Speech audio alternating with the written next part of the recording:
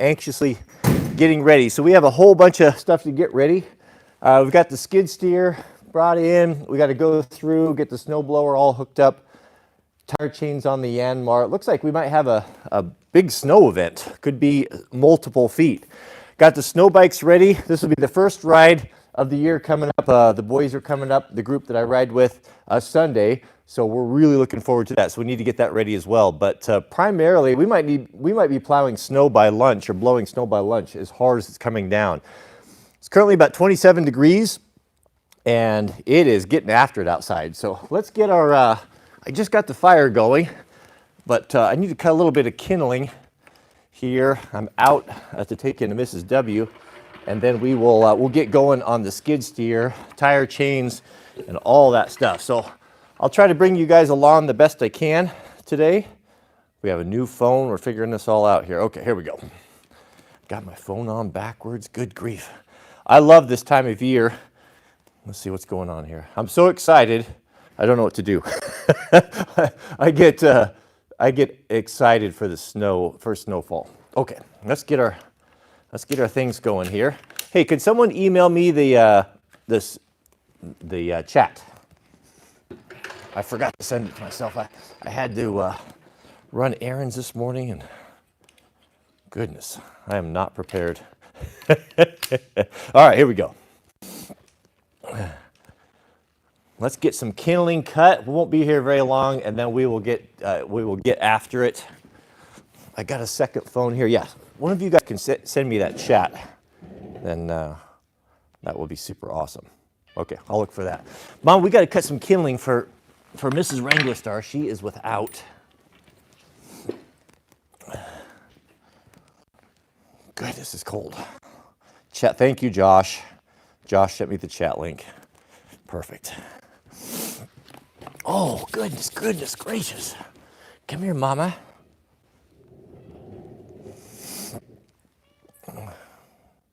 Chat link. Opening. Okay, we are good. How's the audio, gentlemen? Does it sound good? We have a new camera. Got the new iPhone 13 or 14, and I'm really looking forward to trying that out for the next in the skid steer. It's apparently got a what do you call it? A stabilization that is pretty amazing. The stabilization on the 13 wasn't great. It kind of had a weird warbly feel. This one's supposed to be super skookum, so we will see. Sounds good? 5x5. All right, good to see Mr. Josh O'Connor. If you're just joining us, we are in an official storm warning, first of the season. We're supposed to have, we could have 14 inches over the next 24 hours, but it's very difficult to forecast weather in the mountains, and they almost always get it wrong. It seems like they always underpredict. So when they say 14 inches, it's usually more, or could be less. You never know. It's hard to predict weather in the Pacific Northwest for sure. It was nice. I took 5 days off. I didn't really post much social media, spend time on it for the family over Thanksgiving. It was really, really nice. But it's time for us to get back in the swing of things. Winter is definitely upon us. All right, if you have any questions, comments, put them in the chat. I'll have them go in here. And Jariah should be here pretty soon. We got the last of the big the dry firewood pile for the shop brought up on the trailer. So I've stuffed all of my equipment in here last night to get ready for the snow. So we'll have to back that in here, and then we'll get the last of the firewood brought up today as well.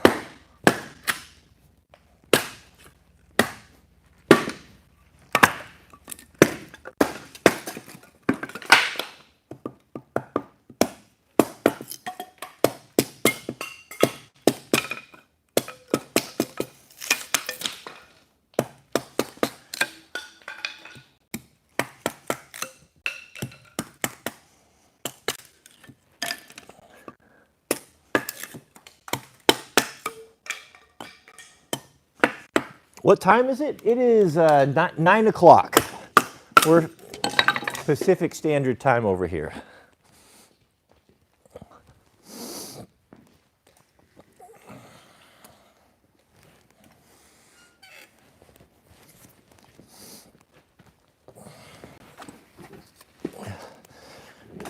I was going through all of my retrieval gear for the truck. Got that all put away. Whenever we get these first snowfalls, especially on the weekends, people like to drive up to the mountains when it snows out of the cities. And I get that. I used to like to do that as well. But they come up and they're oftentimes not prepared. And so they go up and get stuck. So there's always, you wait for the call. Hey, can anyone go pull a family up out of the ditch?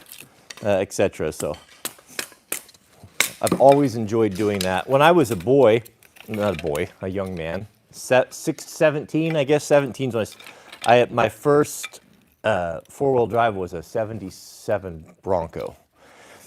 And I had a winch on it. It was all set up nice. And there was a bad hill, super steep, not too far where I grew up, that they would close it off in the winter. Actually, the county would come and put up a sign and say, don't go down this. It's so steep, you'll crash.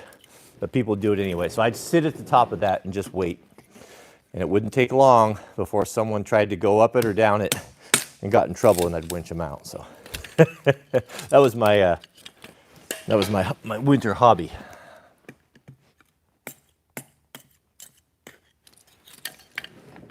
Oh, goodness, Mama. What do you think, huh? Good morning. Oh, you're warm. You getting ready for the winter? You getting ready? Yes. Good. I got your blanket here.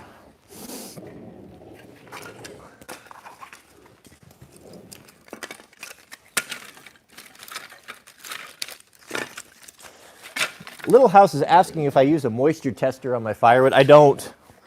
I have one, but I know it's dry because I cut it a year in advance, and it dries all summer. So there isn't any question. You'll know you don't need a moisture meter to tell if your firewood isn't dry enough. It'll be very difficult to light. It won't burn very well, and it won't put out very much heat. What happens is if there's a bunch of water in your firewood, the heat, or the fire, rather than producing heat for you and warming your home, is consumed by evaporating and dealing with the water in the wood. So you get a lot of steam, a lot of smoke, and very little heat. It's terrible. Not only that, but it can clog your chimney with creosote. If you see smoke coming out of your wood stove and it's gray and billowing and it continues for a long time, you don't have very good combustion. You should be, when your wood stove is cooking and running properly and you've got it feeding it with good wood, dry wood, it will have no visible emissions. It will just be, you'll just see the heat signature. It's actually quite clean. This idea about wood smoke and wood stoves contaminating the environment is such a bunch of hooey and nonsense. The fact of the matter is this: whether a tree is cut up, split, and burned in the atmosphere, or burned in a wood stove and goes to the atmosphere, or whether it decays on the forest floor, the nutrients and the minerals, everything that the tree has leached out of the soil, goes back into the soil. And if we burn it, smoke and ash, there's a reason why folks back in the day, everyone had a wood stove or a cook stove. And what was routinely done is when you take the ashes out of the wood stove, you put those in your garden. It's a simple plan that God has developed. The circle of life. Manure goes back to the garden, and ashes go back to the garden. Why? Well, that tree, let's say you cut down a tree and burnt it up for firewood that was 100 years old. That massive tree has been pulling nutrients, and if it's a Doug fir, it could be 100 feet out of the ground, minerals and everything out of the ground into a really combined, what's the word I'm looking for?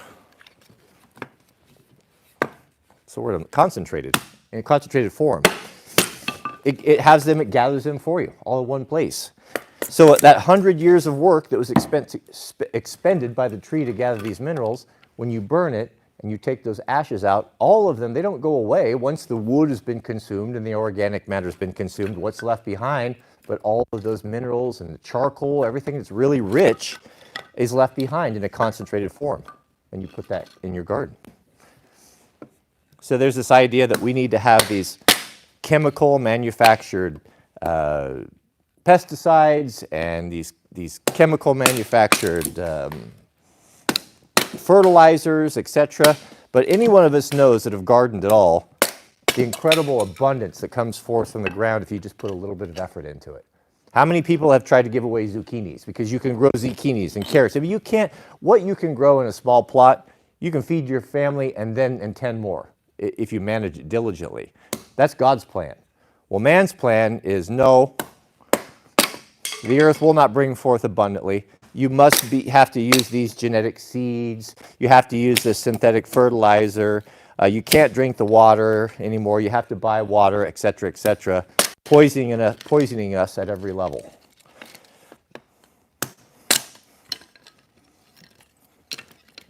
The more control we can take back, the more we can get back to the land, get back to the things the way God planned our lives to be, the better we're going to be. We're under attack from all sides. Our media, our diet, our food, our education system, everything is contrary to the way God wants us to live. But people are waking up. We're starting to realize the mistake of the boomers, the mistakes of our parents, the lies that we were told, and people are just not willing to be lied to anymore and poisoned. And we want to know the truth, so we're taking it back. It can start with something as simple as a wood stove. A wood stove and a well gives a man incredible, it insulates you from so much. That's two of the three things that we need to survive. The most important thing is what? Shelter. How do you keep warm if you live in a cold climate? That's shelter. Well, right there. That one wood stove, if you're willing to go out, cut the wood, put the work in, assures you energy independence, or at least the ability to heat your home and cook. And no one can take that away from you unless they steal your wood, which is unlikely. Versus turning off a switch. Now we have smart meters. You know that the power companies are messing with your thermostats. They're changing them and lowering them at night against your will, or not telling you. So if you don't meet the social credit score, you don't pay your bills, you get on the wrong side of whoever it is that's in charge. How simple is it for them just to turn that off? Lock out the gas, lock out the power, turn off the water. What are you going to do? That's a vulnerable position, gentlemen. Whereas you have a well, why do you think they don't want us having wells? Why do you think they don't want us having wood stoves? Because that is independence. Goodness, we have a super chat. Our first super chat of the day from Mr. Jason Barr. Shout out to you, Jason. Jason says, thanks for doing the stream today, brother. Sounds and looks great. It's strange how people think that we need to ask permission for everything.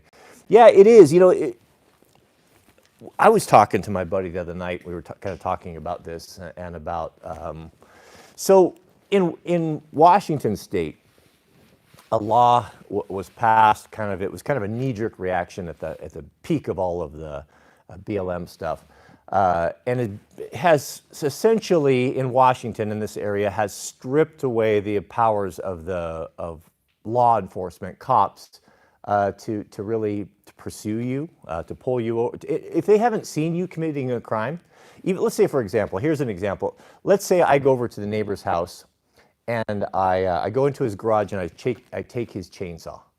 And he watches me leave and I'm carrying his chainsaw. He calls 911, he calls the cops. Sheriff shows up. He says, I saw Cody steal my chainsaw. He took it right over there into his shop. Well, the cops can't do anything about it. If they didn't see, and this is how I understand it, but it was explained to me by the guys that I know that are sheriffs. If the cops didn't see that take place, then there's nothing they can do about it. So, is that a good thing? or a bad thing.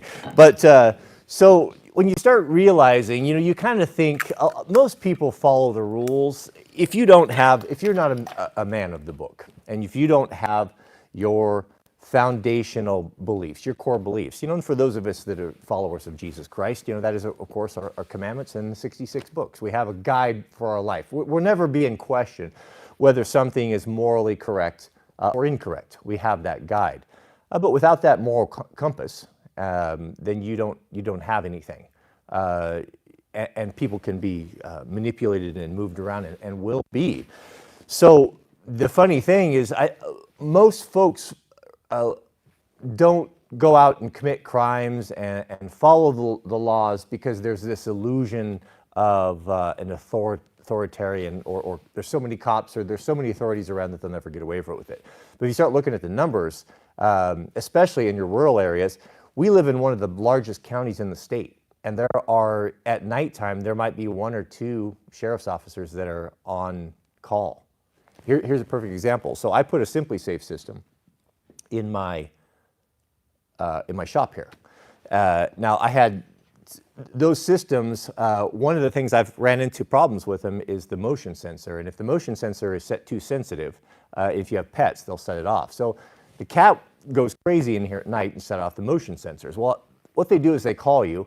They'll call you twice, and if you don't pick up, then they'll notify law enforcement. So I was transferring new information. I was transferring all my data over to a new phone. And I fell asleep and didn't complete it. So I was stuck there with 2 phones with no phone number. So they called twice, but no one answered, and therefore they called the police. So it must have been like 3 o'clock in the morning. Bang, bang, bang, bang on the door. And I don't know why cops need to pound on the door like they're going to knock it down. A simple knock or press of the doorbell will suffice. It is not safe for you, if you're a police officer, to come in someone's house in the middle of the night and pound on the door like that. There's a good chance you could get a rifle round through the chest, right through the door. So be careful and don't do that. Knock like a civilized person, not like a freaking tyrant. So he's pounding on the door, and we get up, open the window, and who are you? Why are you pounding on my door? Law enforcement. We got a call from Simply Safe. You've got a motion sensor going off. Is everything okay? Well, do you know how long that response took? 42 minutes.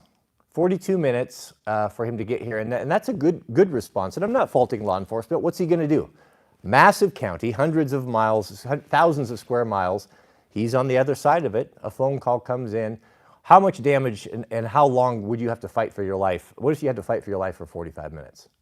So this illusion that we're going to be protected and kept safe from violence by law enforcement is just that. It's an illusion. So take matters into your own hands and make sure you have preparations for this. But I feel it seems to me anyway, kind of in this area, as I talk to men and I talk to people, what it feels like is that there's all these rules and regulations and everything that binds us down.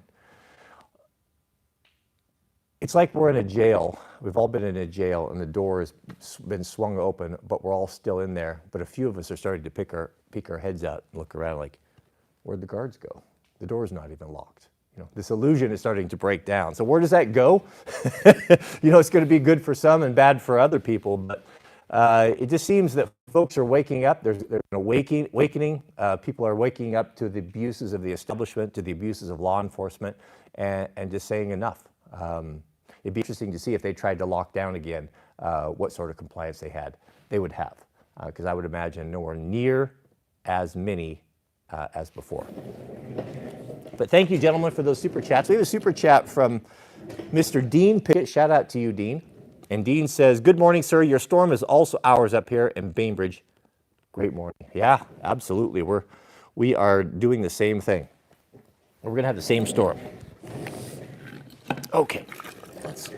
Here's what we're going to do. We'll make sure Mrs. W's got wood for a couple days here. And now let's get, whoa.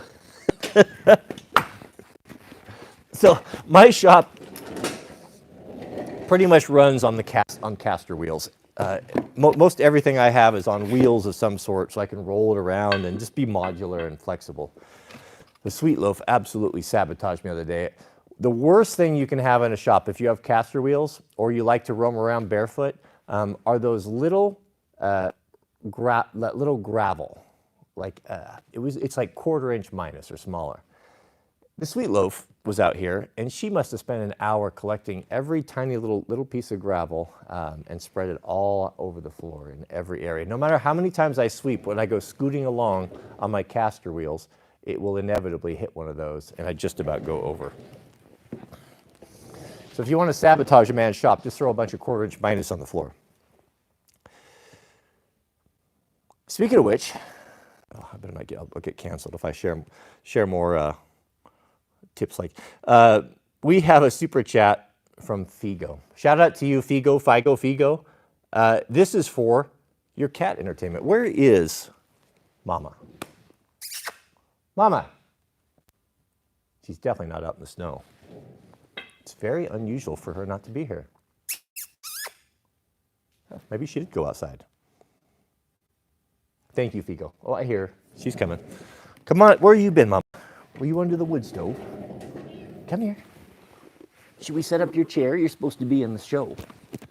Yeah, you're supposed to be in the show.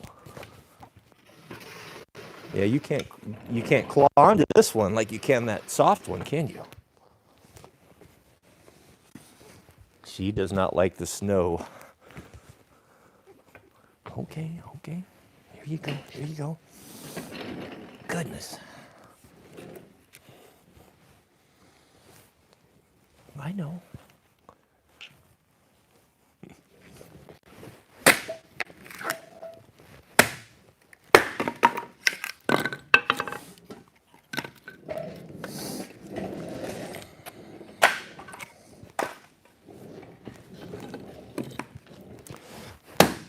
Mrs. W and I watched a documentary last night.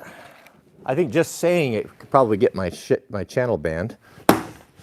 But I would recommend you guys watch it. Go to Rumble. It's the only place that I know that's playing it, and it's called, I think it's called Died Suddenly. I'm not going to set it up for you. Just go watch it. Make up your own mind. Watch it with your family tonight. It is a graphic in that, autopsy, type of things, but, when over, 13, 14 should be fine. So go watch that.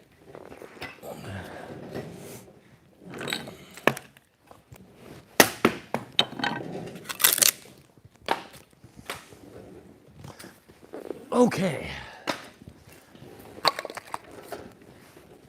Maybe a couple more pieces, huh? Goodness, we have a super chat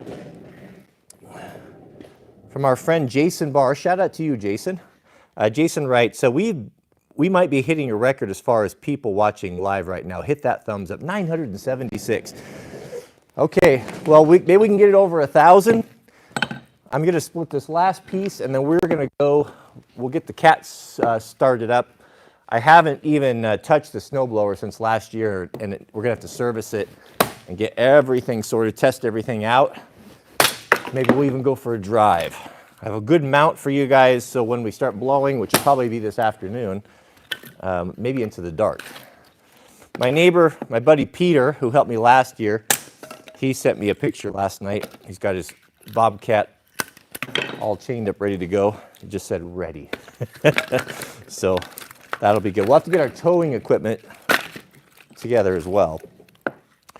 I found that bubber rope. I've got a 30-foot bubber rope, and that is the best thing for pulling people out of the ditch because it's got so much stretch in it. I'd never go back to a chain after that bubber rope.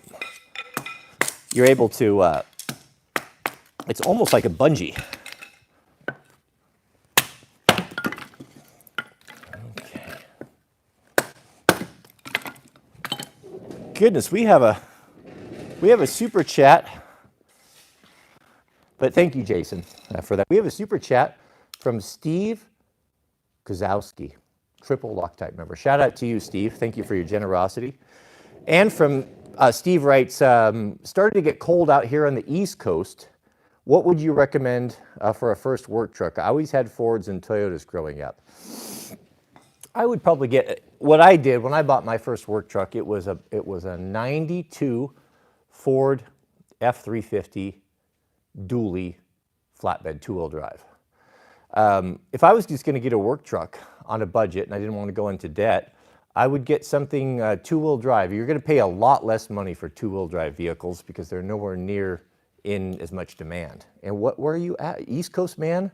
I don't know if an East Coast man needs a four-wheel drive, or does he even know how to drive a four-wheel drive? Would that make him a danger to himself and to others? That I don't know. I'd probably I would stick with a Ford or a Toyota. If you have a small business and you don't need to haul a bunch of heavy equipment around or trailers or towing, there's no reason to drive a full-size truck around. Van's not a bad option either, especially if you live in miserable weather and you want to keep your tools secure and dry. You know, having tools in the back of a pickup bed is a real bummer. So I would probably get an older Ford. I get something in the 90s or so. They're still cheap. My neighbor just put one up for sale. It was probably 91 or 92, just out of fun. I saw him out there putting the battery charger on it, and I thought, what's he going to do with that old truck? And I contemplated buying it just to have a beat around here, but I don't need another truck. I've got the Miracle truck for that. But he's asking $2,000 for it. It's ugly, you know, it's got a little rust on it. Not bad, just surface rust, you know, different color, just an old beater. But $2,000 for a running truck, I thought, now that's a pretty good deal. I'd almost rather have the $2,000 truck than the $2,000 of inflation, money getting devoured by inflation. We have a super chat from Man Caver Tools, single Loctite member. Shout out to you, Man Caver, who says, love these fireside chats. Yep, me too. I appreciate you guys all being here. I'll bet it snowed an inch since we've been in here. Not really, but it's coming down. All right, last piece. And we're gonna have to move some stuff around to get that blower pulled in here. I want to grease it and just go over everything. There's nothing worse than getting the call in the middle of the night or to go help someone to get in your truck and then running around not prepared. Oh, do I have my winch controller? Oh, do I have my tool to my tire chains, you know, etc. So we don't want to be that guy. Now's the time to do it. We have a comment from member WRC. Shout out to you, double Loctite, double alternator member, who says, a few people are wondering what axe you're using today. Looking forward to more live streams. I'm using, and this has become my favorite kindling chopper, my oh, ouch, got a sliver. I overstruck, I got to clean that up. My Hoffman. I like this axe. It is, I didn't like it when I first got it. It was, I don't know. I felt like it was too heavy.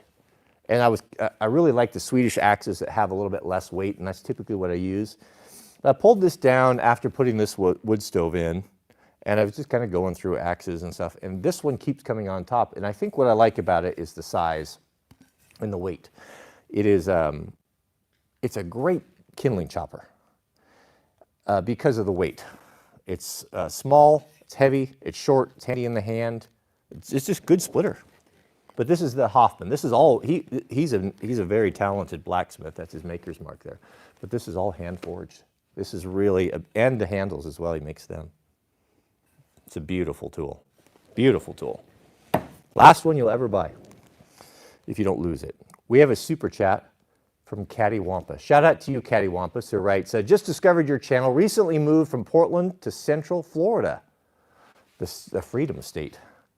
For obvious reasons. Love it, but your videos make me miss the Northwest. Oh man, Cattywampus, I can relate to that. I lived in Florida for a while. I lived on Sanibel Island.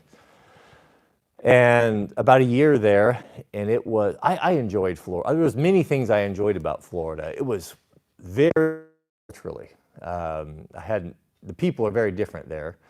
But the the fishing was amazing. Did a lot of fishing on flats boat for tarpon and snook and redfish. I really enjoyed that. Enjoyed the beaches.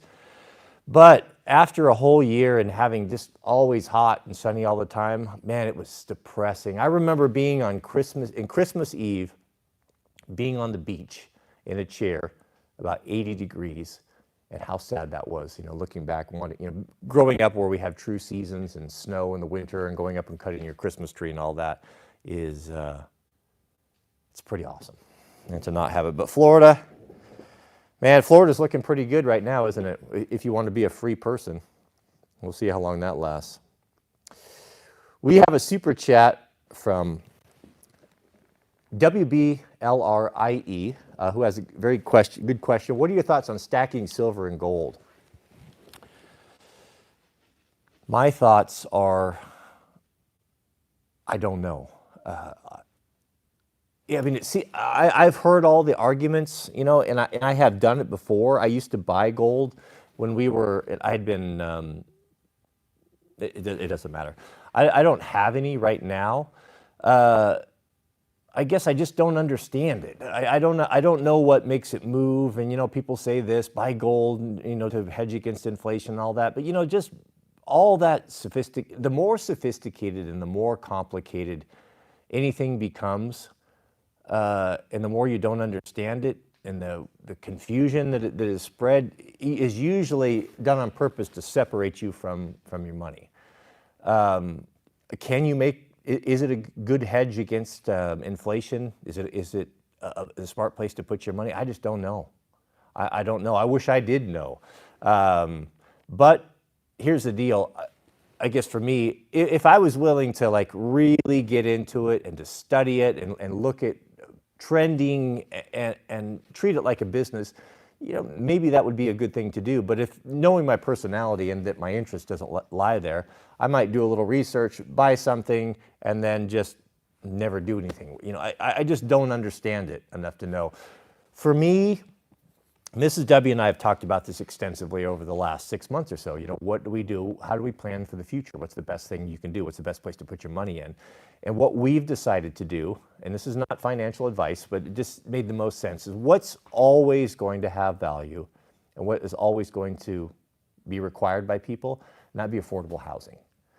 So where that led us is that to rentals. And rental homes is where we're going to put our money and real estate in our area that we can access quickly. I'm not talking about rentals in a different state, clear across the country. I don't want any of that. We want to take care of our rental. The way we look at it, if we're going to put renters in one of our homes, we have a responsibility, an obligation to make sure that the house is properly working and the furnace, et cetera, it needs to be dealt with immediately. I do not want to have to deal with managing rentals where I have to be on the phone and trying to get someone to go solve problems. I want to be able to get in my truck and go deal with it. So, and we also know what the value of things are. When you live in an area, you get to know it, and it actually makes you an expert on it. If you're watching real estate closely for a year, just watching trends of what takes place in your area, you're pretty much going to be considered to be an expert on that. You'll know what they sold for and what stuff is worth. And so when something comes up, you'll know if you're getting a good value or not. But the thing that will always be in demand and will always be needed will be affordable rent. So if you can get into rentals that the rent is, let's say, below $2,000 in the $1,500 range, and that may sound high. We have to actually bump that up out here because prices out west are so much more expensive. For example, just to give you an idea, down the road, a small place sold. It was a double-wide trailer, clean and nice, but a trailer nonetheless, on a very busy gravel, dirty road with lots of dust and truck traffic. No view, nothing desirable to speak of. And that place sold for close to $500,000 on a couple acres, 2 or 5 acres, a double trailer, to give you an idea. So rents are going to be higher up here. So for us, what we decided was something that's people are going to need and will always be there for you is going to be affordable homes. If you can get in rentals that are not crazy, I think that's the best place I think that's the safest place right now. I wish I knew, man. I mean, I'm like you. Who knows? It's terrible to work so hard and to amass a savings and watch it just being eroded. It's incredible how expensive everything is. We have a super chat from Mr. Tyler Owens. Shout out to you, Tyler. And Tyler writes, glad you found the 940. Goodness, I am so glad. We're going to have to get in there and clean it up. It's not functioning properly. It has been sitting. It's dragging. And it's not sharp either. We're going to have to do something about that. I am very happy. It's like having an old friend back. If you're just watching now, this was going to be the last expensive pocket knife that I purchased. I've lost so many Benchmades and so many Spydercos. After losing this one, that's it, no more. Mrs. W even offered, when she found out I lost my pocket knife, she said, "You want me to replace that for her?" I said, nope, that's gonna be my punishment to myself for being a moron and not keeping my knives, is I won't have one. How about that? But I recently found it. After almost a year of absence, we have a super chat from Hamburgers. Shout out to you, Hamburgers. And he writes, if you had to start from scratch in the Pacific Northwest without going into outrageous debt, what would you do? Let's see, am I single? What would I do? If I found myself, how old am I? I guess that would be the question. I would say if I was a young man in my 20s or 30s or so, unattached, what would I do? I would determine where I wanted to live, the region. I would sit down and ask myself, okay, what is it that you enjoy? What do you like to do? And what do you require? Do you want a wood stove? Do you want quiet? Do you want neighbors? Do you want to be around people?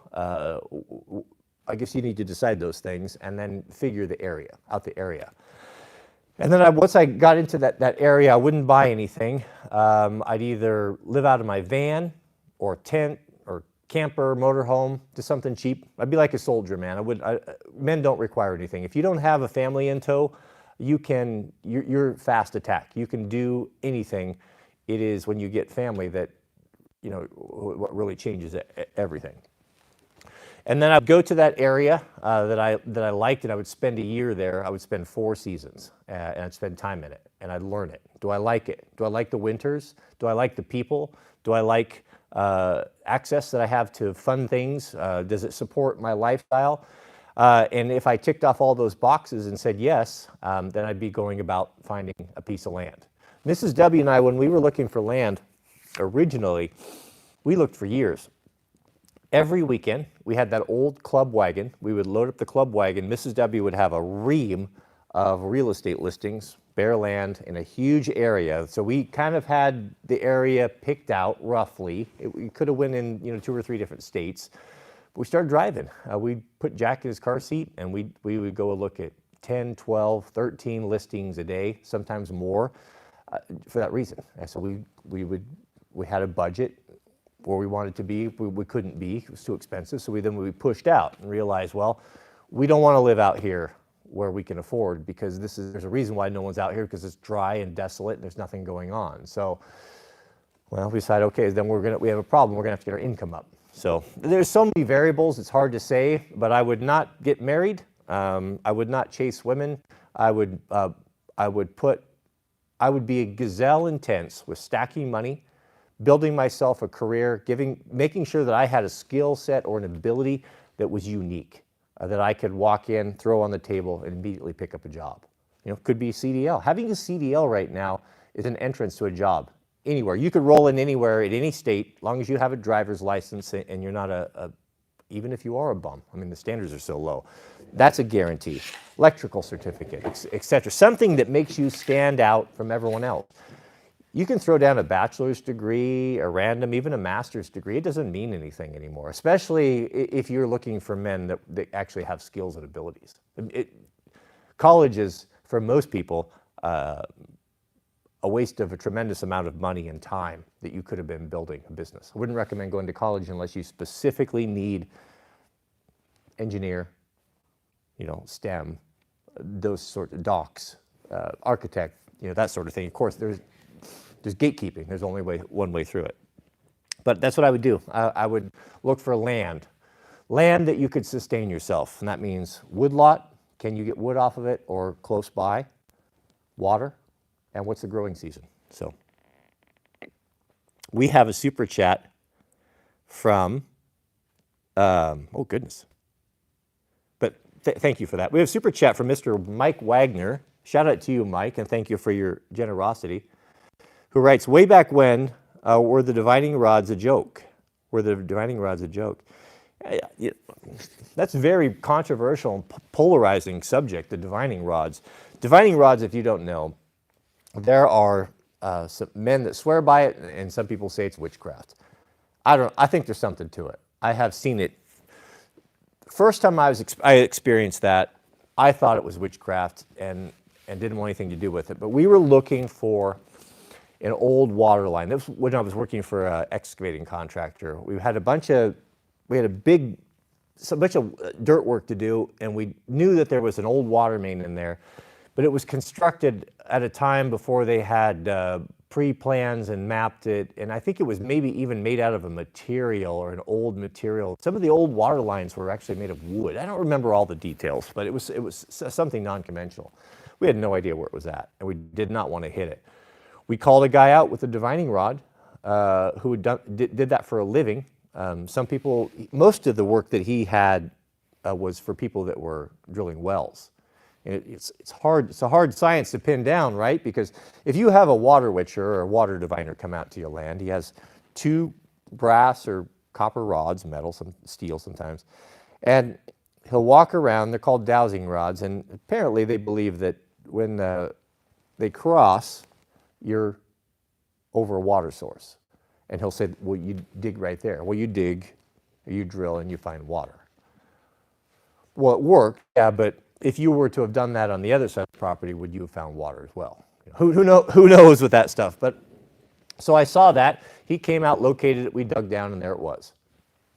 I don't know. Was it luck? I don't think so. I've used it for finding water lines when we were putting when we put the new well in at the last place, and it did indeed work. Some people seem, I don't know. There's many things we don't understand, gentlemen. So for you and your limited knowledge and ability, and with so much information and technology lost, I mean, just think of the Alexandrian library that was burned down. Can you imagine what was contained in that? That for us to think that we're super sophisticated, we understand all things, is not the case. So the answer is there something to it? There is. Is it demonic? Is it from God? I don't know, but I've seen it work. So I couldn't tell you. Very strange. We have a super chat from Mr. Christopher S. Wilson, double alternator member. Shout out to you, Christopher. And Christopher asks, says he's got a budget of $300. What knife sharpening setup would you go with to sharpen your 940? I would go with the, what's it called? The Work Sharp. Maybe someone can put up a link for Christopher here. It's the Work Sharp. Actually, I'm going to grab it here. I've got it sitting right over here. I've got most, if I don't have them, I've used most sharpeners known to man. And the one that I continue to go back to is this guy, because I get good results. It's very easy to use, and it's very versatile. You can even do small, if you're not in a hurry, you can do small tools with it. But this is my favorite. When I'm in a hurry, this is what I grab. If I'm not in a hurry and I want to get the best edge possible, I'll use the Russian knife sharpener. But this is a lot less money, and I think it's more attainable. Probably what, 1/5 or 1/6 the price. This is the Work Sharp. Now, if you're on a budget, you can start with the basic Work Sharp kit that will come with a small, it basically is a belt system. This is a small or a professional homeowner version of what they use at the big shops. Gerber, when I went there, they were sharpening their knives on a belt system just like this, but it was an industrial one. But you get good results with this. But you can get the basic. The Ken Onion has this attachment, which gives you longer belts and a better work platform and just a better overall package. But you can add this later. Very simple to use. You'll have it mastered in 5 minutes. You can watch a couple videos. But these are, I don't know, maybe around $150 to $200 all kitted out with all the stuff on it and some extra bands. But I've been very happy with this. It's been a really good tool. And their platter sharpener, the turntable style, that one's super good. I use that one for chisels and all sorts of things. It's really good. But that's what I'd probably look at. We have a super chat from Mr. Steve Kozowski. Shout out to you, Steve, and triple Loctite member. Ever think of doing a podcast telling old stories? No, I don't. I think what the world does not need right now is another podcaster. I guess it'd be fine, but basically that's what we're doing here, right? I think this is more fun than podcast. I'm sorry, Noel's asking, which model is this one? This is the Ken Onion. I got your email too, Noel. I saw it this morning. I'll respond to that today. This is the Ken Onion blade grind attachment. So this portion right here is, you got to take the belt off first. So these are the sanding belts, and they last a long time. You know, you get coarse and fine, etc. They look like this. And the main unit comes, this is the motor. It comes with a small version of this. It's all plastic. Works just fine. You'll be able to sharpen your kitchen knives, EDC knives, no problem. But this guy here is all metal. It's very well designed and very well to use, and it just makes the whole experience better. You could, like at a Saturday market or a fair, as I've said before, you could set up a little table and make a couple $100 a day sharpening people's knives for $5. Have them bring their knives in. With that unit. Okay, we got to get going, gentlemen. Jariah's going to be here by now. He's going to want to get that wood brought in. So let's bundle this up, and then we'll head over to the skid steer. Take a look and see what's going on outside, how much snow we've got.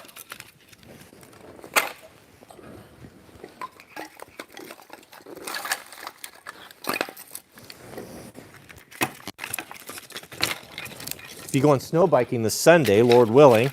Got the call from the boys. They said they're heading up this way. They're going to ride Fuji on Sunday, and asked if I'd like to join. And I said, yeah, we will be there. So Jack and I I got my bike done Sunday. I got to get Jack's in here tonight and get it going. My favorite knife is this one right here, the one I carry. I think the best EDC knife ever made, the Benchmade 940. Right there. Taken as a whole package, and that's what I'm looking at. Is this the best cutter? Does it cut as good as a Spyderco for food prep and stuff? No. Does it have a really strong tip on it or a sharp tip on it for digging out splinters and slivers? It does not.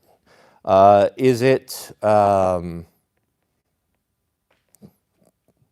it's just not, it doesn't excel at any one thing, but what it has, it's so good at. First off, it's strong. It's got an all aluminum handle, and it's got that axis lock. It locks up really good. It has a strong, strong blade. This morning, I tightened screws with this. I could never do that with my Spyderco. Yes, the Spyderco was a better cutter, that really sharp, precise, delicate tip. But I need something, and purists will say, well, a knife is made for cutting. You broke your knife because you're not using it properly, whatever. When you're in the thick of it and you're trying to work and trying to get work done, you got to have something that is functional, right? So if you pull it out and you need it to pry open a paint can or to tighten a screw or to jimmy open a door, it's got to be able to handle all those things. And that's what separates the 940 from a lot of those knives. What you have here is you have a knife that has the strength and durability of a big tactical folder like a zero tolerance. But I don't want to pack around a big knife. It's ridiculous. I mean, I like to wear my skinny jeans. I'm all about the drip around here on the homestead. So those skinny jeans are not compatible with those big zero tolerance knives. So I need something that doesn't cramp my style and is light and small in the pocket. But the 940 is all that. It melts in the pocket. It's very, very small. Once you drop it in there, you don't even know you have it. Then you have a very long blade, almost 3 inches, a very strong blade, and just an ideal package. You have the axis lock, which is, when it's not dirty, is one hand opening, one hand close. The Benchmade 940 is an excellent knife. It's my favorite.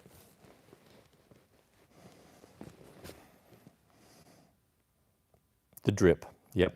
No one knows about the drip. It's all about the drip. Yep. All right, let's bag up her kindling and get out to the stove. What did I do with my gloves?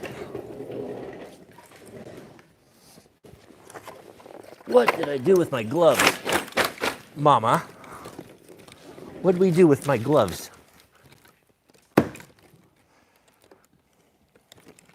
Are we going to be blowing some snow today? We're going to have to get the Yanmar up here, get the mower off, get the weight on the back, tire chains, and the plow. We'll put the plow on the Yanmar this year. I am not going to make the mistake I did last year and have all of my snow removing implements buried under 4 feet of snow and have to go dig them out just to be able to get to the snow. This is Mrs. W's kindling bag. This is how you show your woman you love her here. Women don't like cutting and kindling, if you haven't noticed. So one of the nicest things you can do for your woman is to have this all ready for her. Make sure you don't just cut small pieces, cut a good variety. So you've got small mixed in with the big in a nice package. That's what you give a woman for Valentine's Day. Something practical. All right, let's go take a look and see what's going on here. I'll bring you off the... Let's go get a little weather report here. All right, so we've got the skid steer. Jariah brought it in last night, and I think we're all hooked up. So we'll get this in here. I got a bunch of grass and rocks in there. We'll get that all sorted out. Snow bike, I think, is 100% ready. If we get snow all night, we'll literally be able to just ride right on out of here and go for a little spin. I was just finished going through all of my emergency gear, beacons, and all that. That might be kind of interesting for you. Those systems, got it in duplicates because one's for Jack, so everything's got to be duplicate. But my idea is to make sure that I have everything if I needed to spend the night out and I wouldn't die. If it was 0 degrees and you had to make a snow cave because of a malfunction, that's what we're going for. Oh, it's settling in.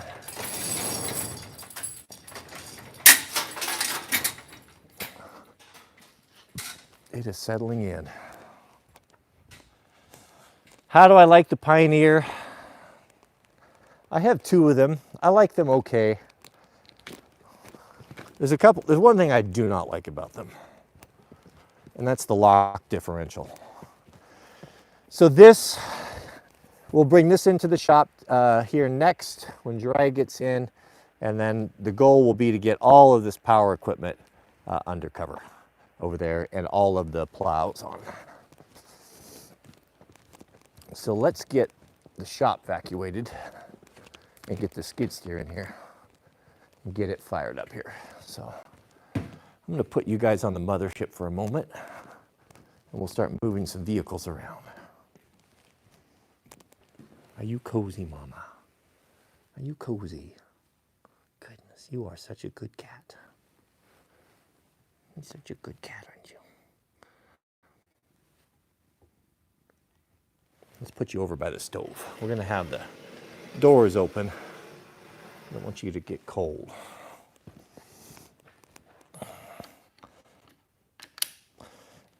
Back on the mothership, and we get going.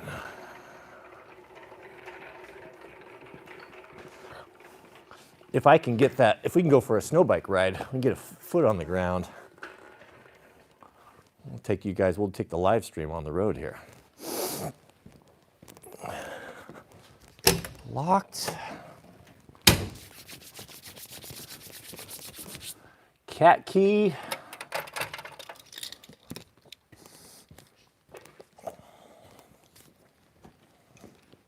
guess I'll just bring you with me. Probably want to see what's going on as well. Don't like to be in a dirty tractors. We had some trouble with our phone or our camera mount on the last snow stream. So I bolted this baby pin on there, and that is going to be a good mount for us. The fan off. The skid steer is protected. Oh, we're over 1,000, goodness, with the code. So no one could steal it, which is nice. All right.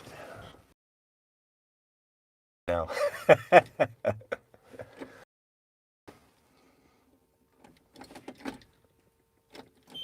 Oh, come on. Oh, arms down, good grief. So many safety rules.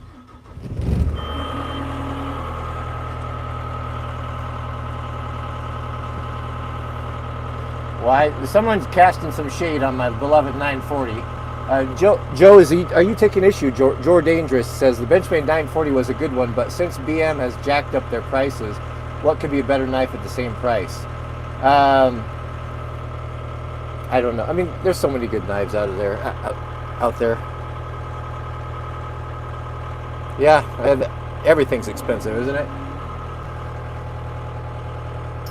We have a super chat. Goodness, how do I flip this here?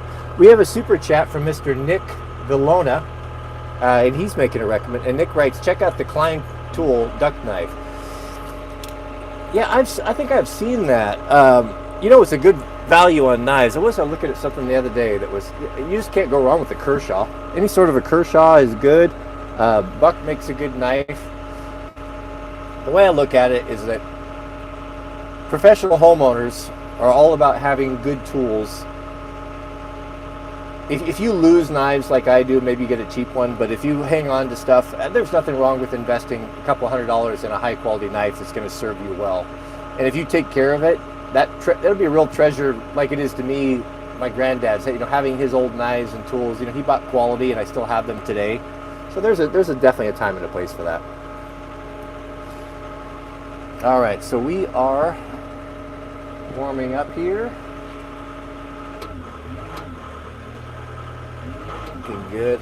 Keep getting a low voltage. I wonder if I have a short or my battery might be bad. All right, we're gonna pull all this stuff out of here, and then we'll bring this back in and get to work on it.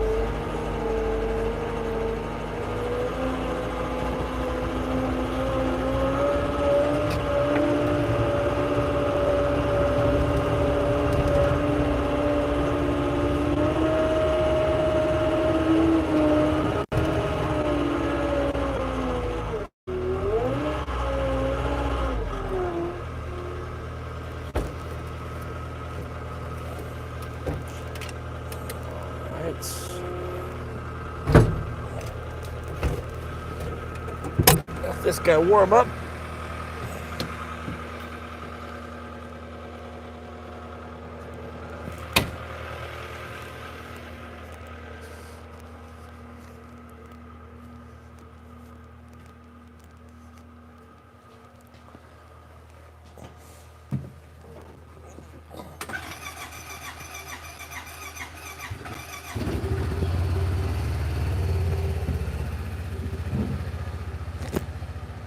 If we have time, we might get the trailer loaded up today to get these bikes out of here. I can't, a lot of the stuff that I have in my shop is storage that will be in the new building, but until we get the doors on there, that I'm not putting anything of value on there. So let's move these guys around.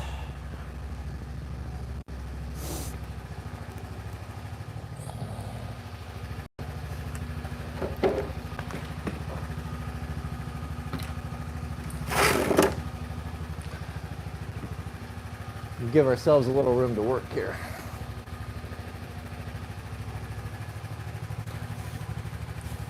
I got my 300. I figured it was about 18 hours in it, putting it back right after that 24-hour race. I stripped it down, basically down. I went so far, I didn't take the engine out, but everything off of it, re-greased, repaired, fixed, 100% ready for next season. So those type of things weigh on me. It was all muddy, and I tried to take care of stuff, and sitting in the trailer for 2 weeks, and over this weekend I said, enough, I got to get it right. It bothers me. So get it in, get it all done. Now it's put away. Now next spring, all we got to do is just get on it. It'll be ready to go, the oil changed and all that. So it's the better way to operate. Now this beauty here is about ready to earn its keep. If you'd have asked me which sport is better, snow bike or moto, they're neither better. They just complement each other so well. It seems that towards the end of the season, you're beat up and tired from moto, just get kind of over it. It's just the right time when the snow bikes come around. So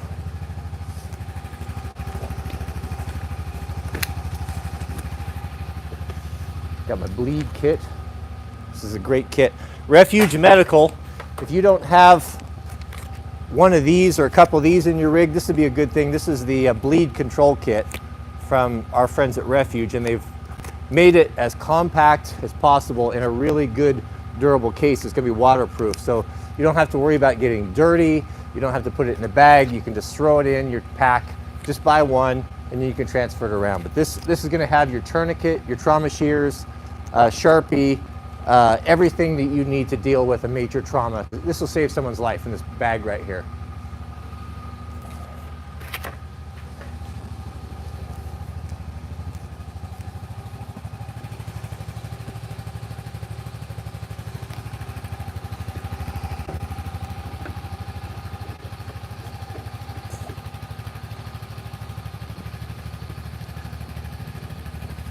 I would say weight on the moto is probably about 210, 20, maybe 220 pounds. This is probably, I'd say close to 275, at or near, pretty close to that.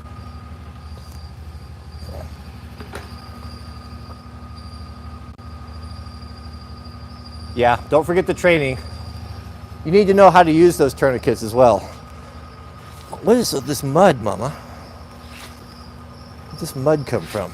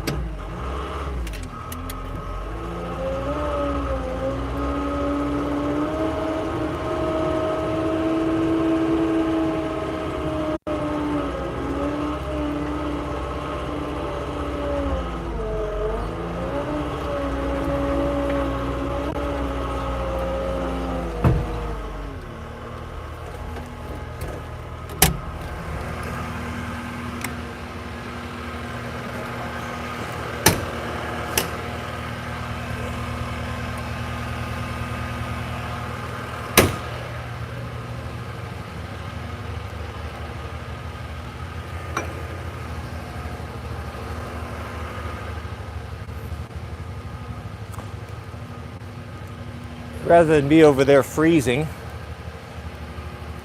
why don't we put this over by the fire and we can work by the stove. See, a 40 by 40 shop might look big, but it's really the bare minimum. You'll be moving stuff around and shifting a lot. Definitely doable, but it's definitely, you wouldn't want much smaller. 30 by 30, you're probably not going to be able to put any vehicles, or not very many vehicles in it. You can't have vehicles and work in it.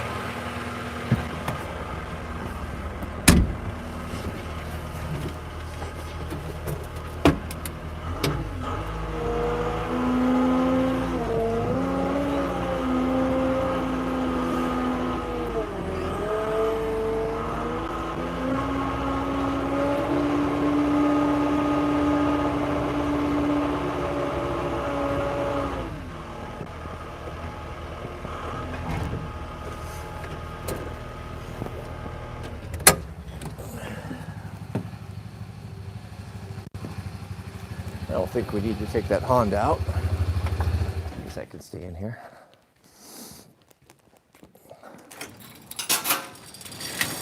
I believe Uriah just greased this last week, so we shouldn't need to do that, but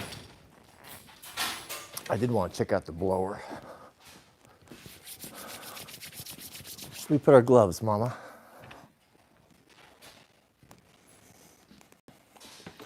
Yeah, if it continues, if it comes in, that snow, as hard as I'm expecting, then we'll be blowing tonight.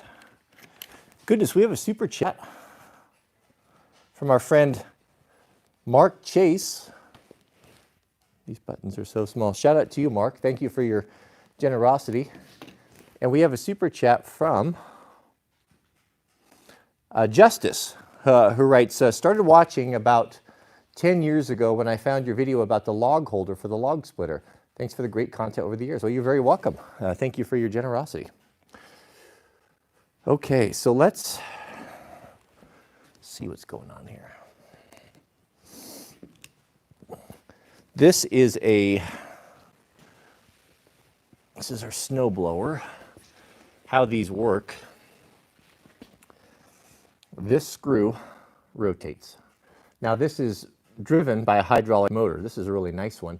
And what's cool about that is that some of these have shear pins, like my other one. So a shear pin, when you have something that's rotating like that, a mechanical device, you want to be able to have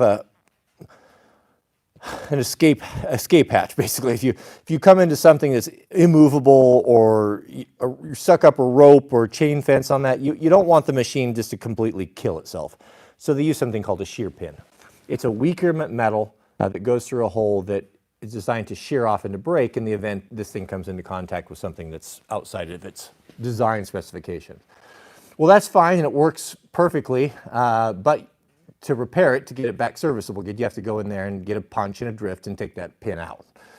So the better way is a hydraulic bypass. So it senses the pressure. When the pressure increases because of a blockage or a stoppage, it triggers a bypass, and the hydraulic fluid bypasses the motor in saving the machine. So that's kind of how these things work. The snow comes in, is gathered. This screw brings it to the center. This screw brings it to the center. This impeller is spinning very rapidly, and that blows out through the chute.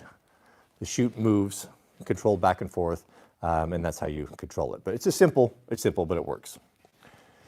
We have a super chat from our friend New England Life. Shout out to you, New England Life, and for your generosity. What did New England write? You produce great content. You have inspired me to start my own. Keep trucking. Well, thank you for that. Send us a link. Maybe we can get some subscribers over there. So this guy here, that's fine. We just have some grass here. Do we have any grease zerks on this? Do we have anybody that's really good at searching the web? Maybe you can go to Skid Steer's site. Do they have a service schedule? Or grease zerks? There's one right there. So this bearing will need to be greased, so that's rotating. You can usually just tell it, look and see what is it that's going to need to be greased. This hooks to the hydraulic shaft, so that's not going to most likely have a grease zerk.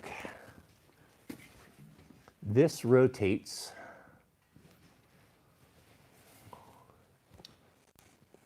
but it's not under any precision. Those are the teeth. And I see no, it's pretty rudimentary. I don't see really even any place to really service it or grease it. Just that one bearing.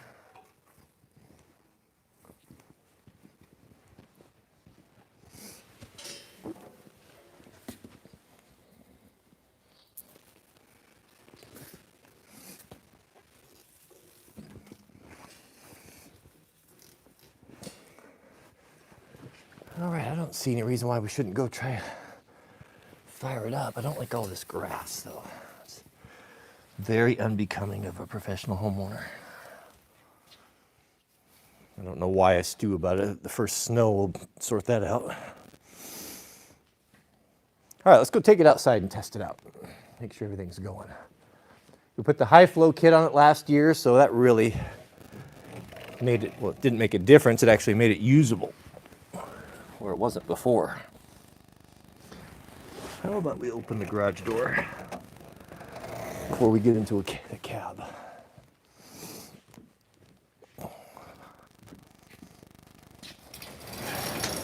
Let's go do a little test. Little test blow.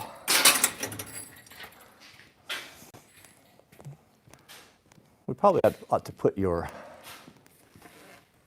we probably ought to build your camera mount first. So you guys can come with me here.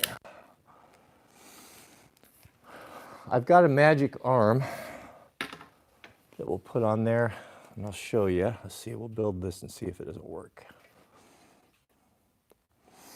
So that baby pin I put up there, I drilled a hole and bolted it through the frame. And I've got a magic arm here somewhere. Where is my magic arm? It's truly astonishing. I can't tell you the effort I put into trying to be organized and having a place for everything.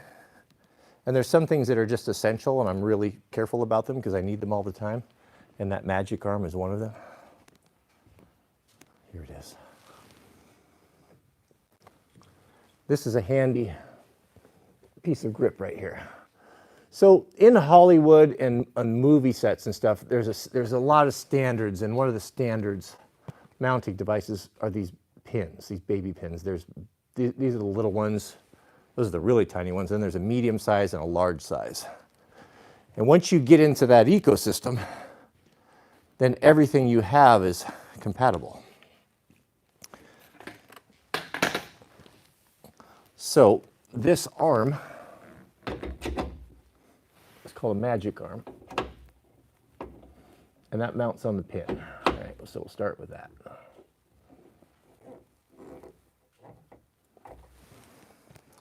Now this knob gives you adjustability, which I'll show you here. So if we go wide, can't use a wide lens in the live stream.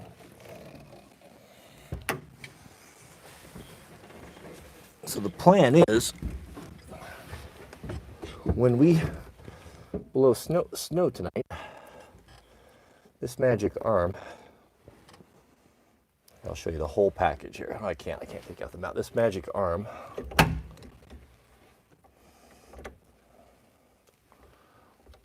will mount. It's impossible to do this with one hand. Here, I'm seeing, like this. Now I use all Acra Swiss camera mounts. So any piece of grip that I have, tripod or whatever, is going to, goodness, can't you focus? I don't know that this new phone is, I think it's worse than the other one. It doesn't focus very well. It's not that close. So this is what holds it. So we're going to have this here, and then we'll have you guys mounted right here. So I'll put this on. Once I get this on here, it'll be easier. And then I can tighten this guy up here. And we will be snow plowing. Like this. Okay. That's a pretty good mount, huh? And then we can flip it. There we go.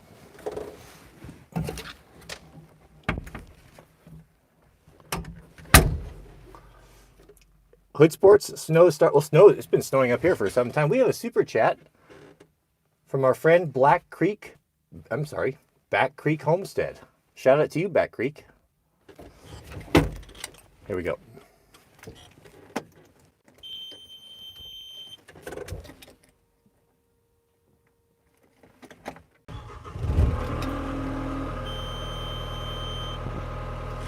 Goodness.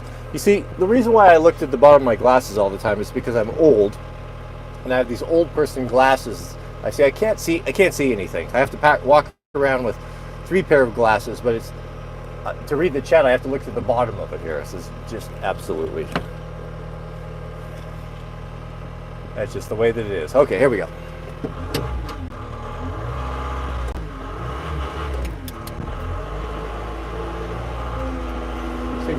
Talk about a bull in a china shop.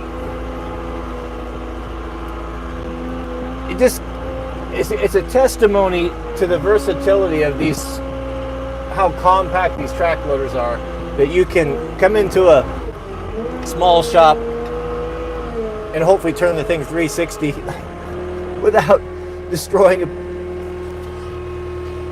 excuse me, an important piece of equipment.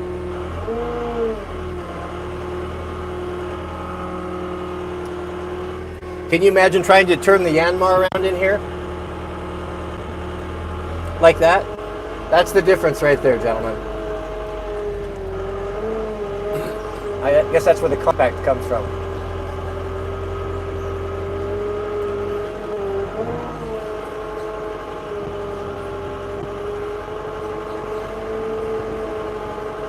I don't know if I remember how to even engage the blower. I'll bet we've got a couple inches on the ground. We could do a little test run here. All right, how was it that we did this? All right, so to engage the blower, we had, was that the high flow? Yeah, high flow. So that's giving us more flow. And then, man, I completely forgot how to engage it. Is it here? Yep. And yet, do you have to hold it? How was it that we...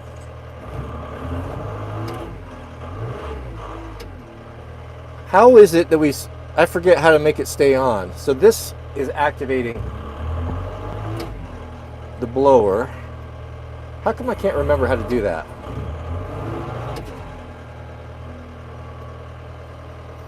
Was it the trigger? Someone help me out here. How do we activate the blower circuit in a skid steer? That's not up there. All right, so I've got the high flow. Okay, so this...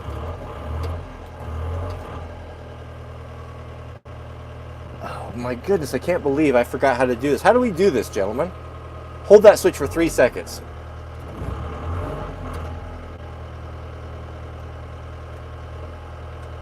What, you know what's confusing me is that I thought it was this switch right here, but this, when I push this forward, why is it activating the chute and the blower? And then to turn it, I am completely... Okay, that's the horn. It almost acts like it's not working properly. Until... Got to be hold until fully engaged. Okay, that's what it was. 3 seconds. You're right. So now the blower is engaged. I think. Yeah, there we go. Okay, so that engages the blower. This right here. So you can hit it intermittent, or you hold it for 3 seconds, and then it stays on. The horn's right here. Yeah, we got that one down, don't we? Okay, so we can, and then the chute.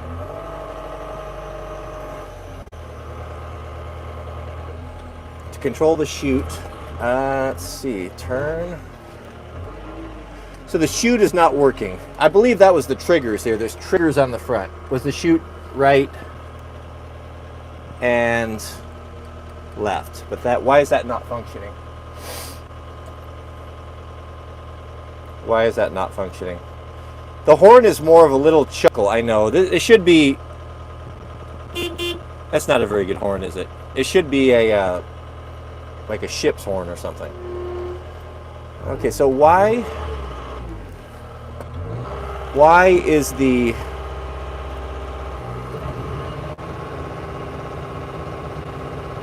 Something feels wrong. Why that chute would be on the same switch as activating the blower is weird. These are not doing anything.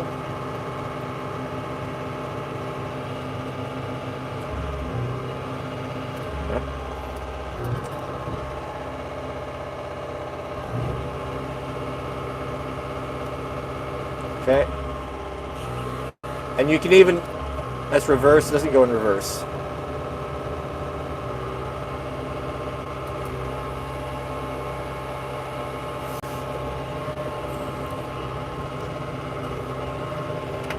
So the question is, gentlemen, why is the chute not working? Why are these triggers not working? It could be the fuse. It's always something, isn't it? Well, let's spool it up. Full power, high flow. It should be going, huh? Yep.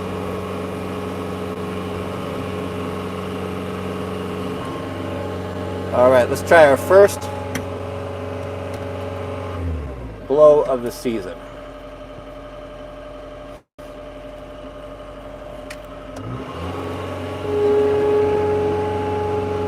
It does not.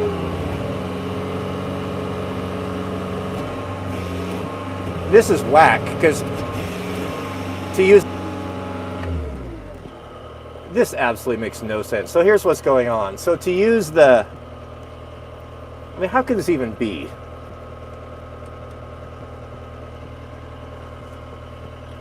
Here's where we're at. This activates the blower, or the impeller, right? So if I want the impeller to stop, I do this. So if I can do it temporarily, or to activate it full time, I need to hold it for 3 seconds. Now it's engaged, right? Everything's working. You can hear the engine under load. We've got the high flow going. We've got everything going. So we're plowing, right? So let's say we want to move that gate up. To move the gate up and down, we have to use the same function. So now that turns off the impeller. Are you serious? Like, unless someone got in and mixed up the wiring on the plug, which I know didn't happen, how is that even possible? Does the trigger change the function of the roller wheel?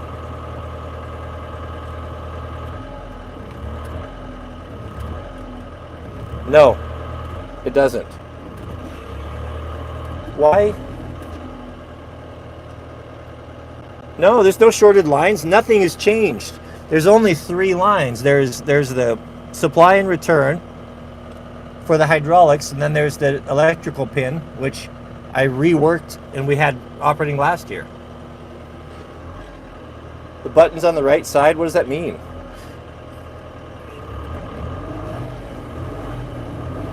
I mean, this in its current state is unusable.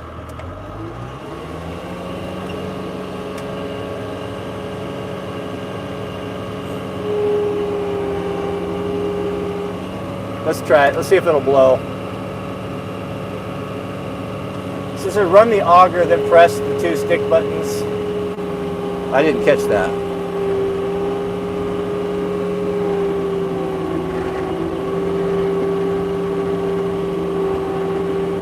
I can't turn it.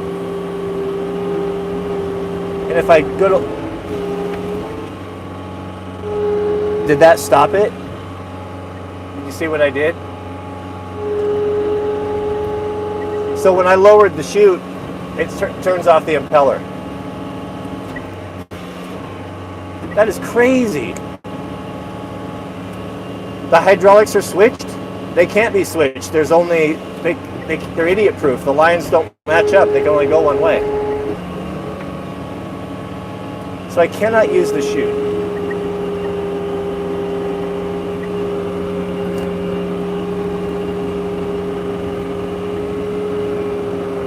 Yeah, there are 2 buttons on the right joystick. Sorry, we had to switch over to cellular. Oh. Give me strength. Okay, here we go. Let's go take a little cruise here.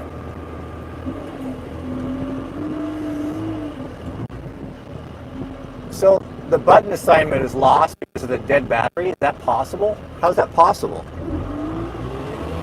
I never assigned the buttons.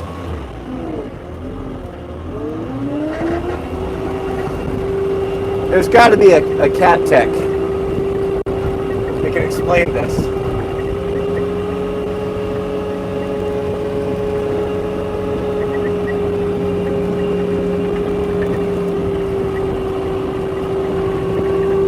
All right, so the flap we can work around, but we've got to fix that problem with the rotation.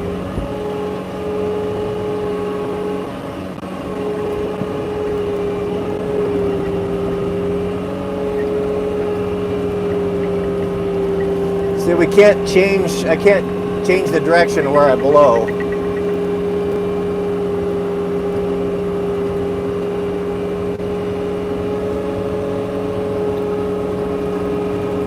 I can't for the life of me figure out why that we have the shoot function and the impeller activation on one circuit. Like, did it just switch itself in the middle of the night? I don't know what try manually means. There is no manual. It's all automated.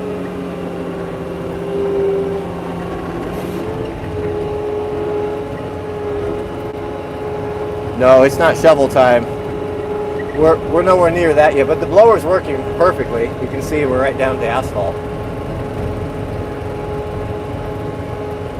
It could be jammed and rusted. We're going to pull it in and we're going to find out.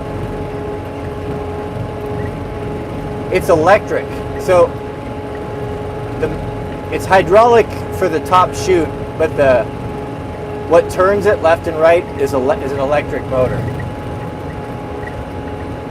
Yeah, it happened in the middle of the night. Sometimes I think people come into my shop and move things around. I always find out it was me.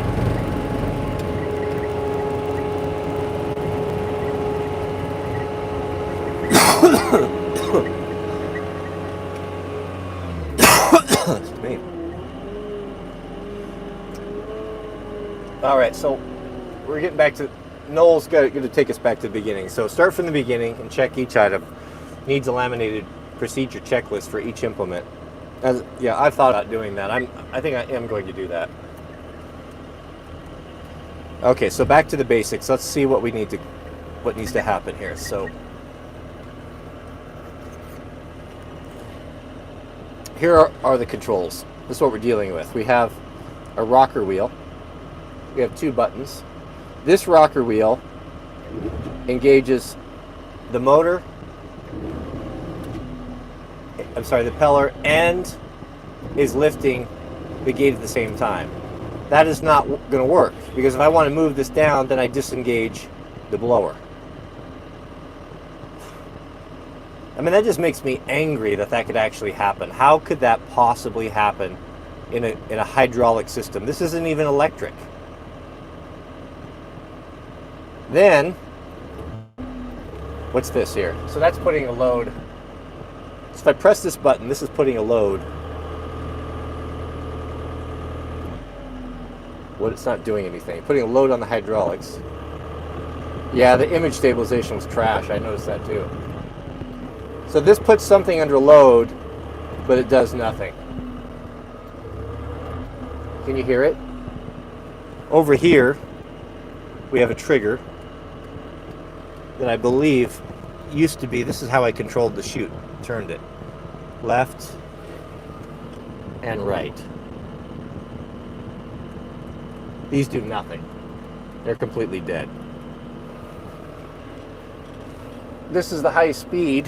Let's see, I turn the high speed off by this. That's what this does. Okay, so that trigger is turning the high speed off and on. So that's not even working. That's not even working. So that's a problem as well. So what's this? Is that what we needed to do?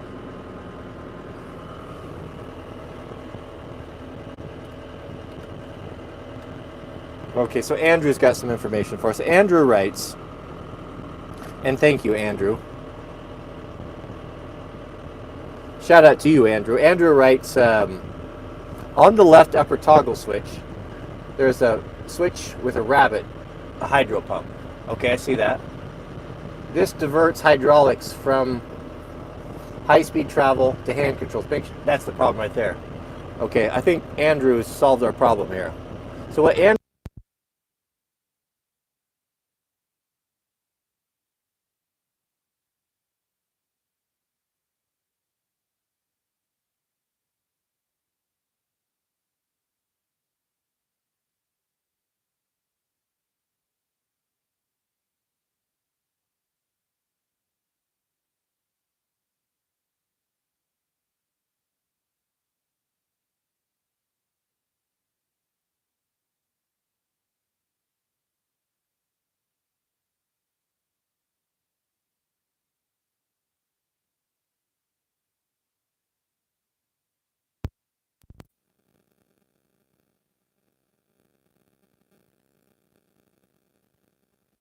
Sorry, gentlemen, I have a dead battery on the lab mic. I just unplugged it.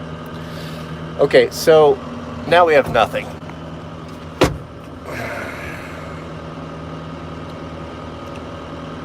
All right, back to the beginning. This, we'll turn the, what does this switch do?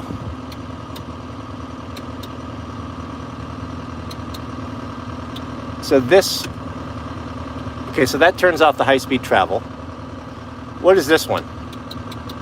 I have no idea. Now nothing works. What, this one here? Why is there a 1 here now? I've never seen that before. Oh, give me strength. Okay, so the parking brake, turn that off. So I hit the parking brake and the rear camera came on. That's interesting.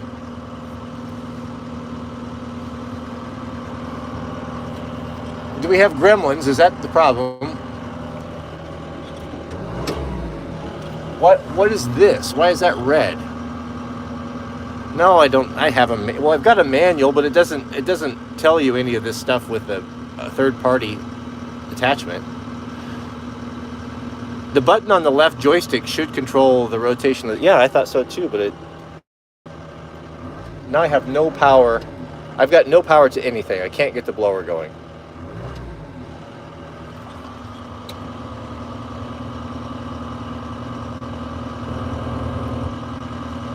I have not.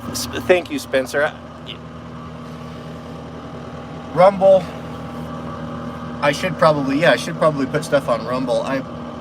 Mrs. W and I actually watched that documentary I was telling you about earlier. What was that called? What was the name of that? Maybe someone could put a link to that documentary. You should really watch that. Died Suddenly or something to that effect. The problem is there's no one over there. I don't have a presence over there, but that's my own fault. But I probably should. Yeah, it'd be nice to be able to speak freely and clearly for now. But we have bigger fish to fry in that our snowblower was working somewhat. Now it doesn't work at all. Okay, so this switch here turns on something red. What does that even mean? This is unlocked and this is locked. So we'll go with unlock. This turns on the high flow. I remember that.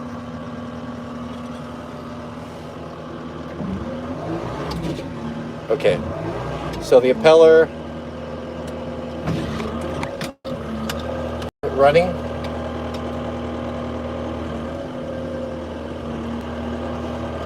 Okay, off, on. With the auger running, then try the chute. That's right. I remember the hydraulic pressure flow has to be to the unit before that will work. Oh goodness. You know, there was nothing wrong. It's just I've got the wrong sequence. But where's the chute? Now the chute doesn't work. Okay, so we have this. But no chute. Why? Why?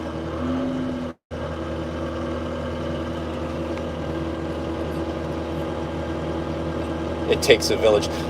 Come on, gentlemen, help me out here. My village is not helping me. So we've got chute function here. Okay, left and right. We have impeller rotation, I believe. Okay, and that's here. Off, temporary, 3-second hold to stay on. Ain't got no gas in it. Okay, so that's sorted. Now, will it run in reverse? Reluctantly. Okay. So now we have the problem of the chute. Oh, it's starting to come back to me. There was something crazy with the chute. Yes, I remember now. The chute shares hydraulic power with something, and I have to switch something to use the chute. It's starting to come back now to me. Did I switch one of these? That's it right there. I remember. Yeah, it's great. Okay, I kind of remember. Let's see, how do you get it down? Okay, here it is. I remember. Okay. There was nothing wrong. So here's how it breaks down. It all just came back to me. The chute is controlled by two different ways. Now the chute is this flapper that goes up and down, right? So that thing is on this switch right here, only to go down. No, on the trigger. Only to go down. But once it bottoms out, to get it back up, you have to use this switch. Watch. See? That's hokey, isn't it? That's the way it's wired. So what we need to do, and I'm not going to do it right now, but in the future, is we need to get it set up and reroute the buttons. I would like them so the chute opens here. So I would like my left and right swinging on the triggers, and then the chute up and down here. Someone's seriously honking at me. That's me honking. All right. That is a very complicated sequence of events there if you haven't done it for a year. Like, that would be hard to figure out if you jumped into this machine. Horn still works? Okay, let's go a little test run, gentlemen.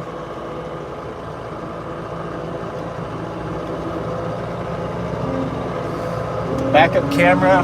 Yeah, I think we're fully functional now.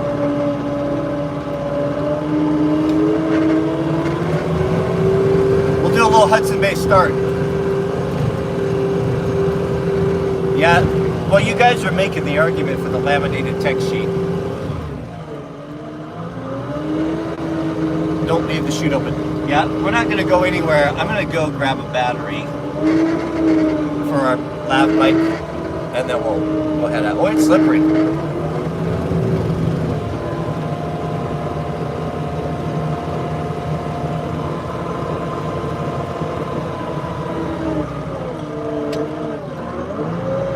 Very slippery.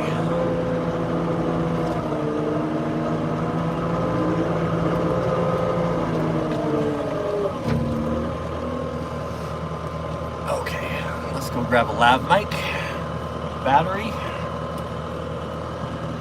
and I think we'll be good to go. Maybe I should have Mrs. W make us a cup of coffee to go. That's a crazy sequence for those buttons on that thing. It slowly came back to me.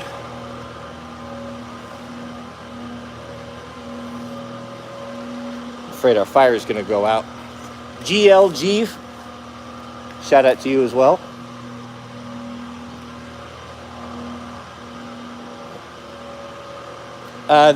My cat is this is the standard issue variety, the average alley cat, house cat. Nothing extraordinary. Just a natural born hunter.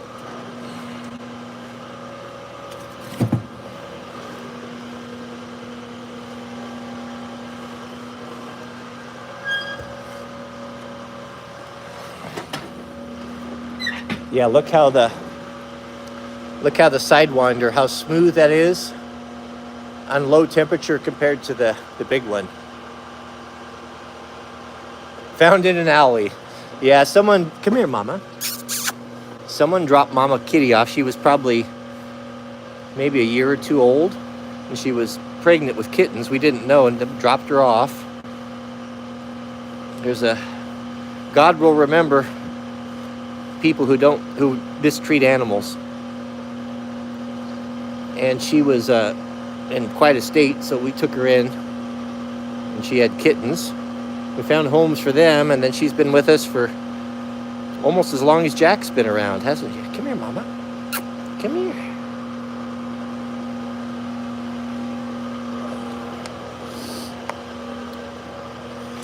All right, we'll grab you guys a battery, and we'll get that good audio back.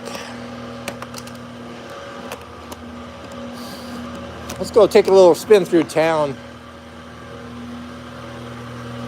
Try out our blower before we need it.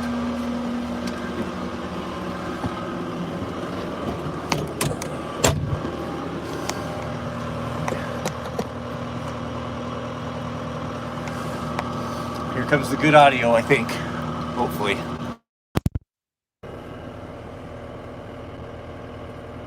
Excellent. Good morning, Mr. LePage. Good to see you here. Audio is enabled. That audio should sound a little better for you, gentlemen.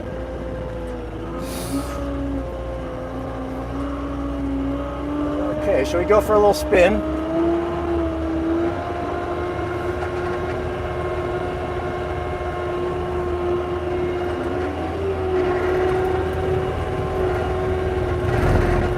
No, the other mic does not sound better. I know when you're trolling me. I know the difference.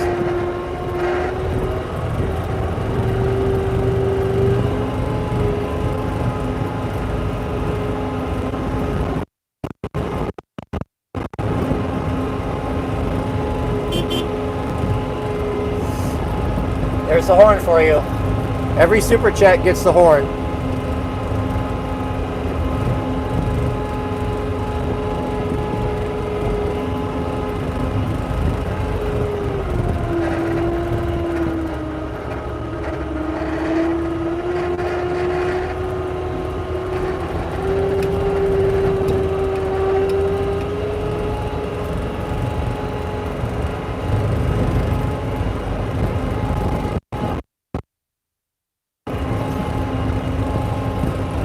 Goodness, we have a super chat from Mr. Bradley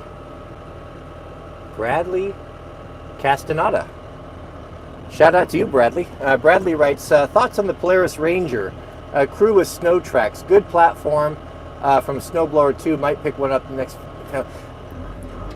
So what I've heard, I've never owned a Ranger, but it was in my top. My top two was the Honda, the Pioneer, and the Ranger.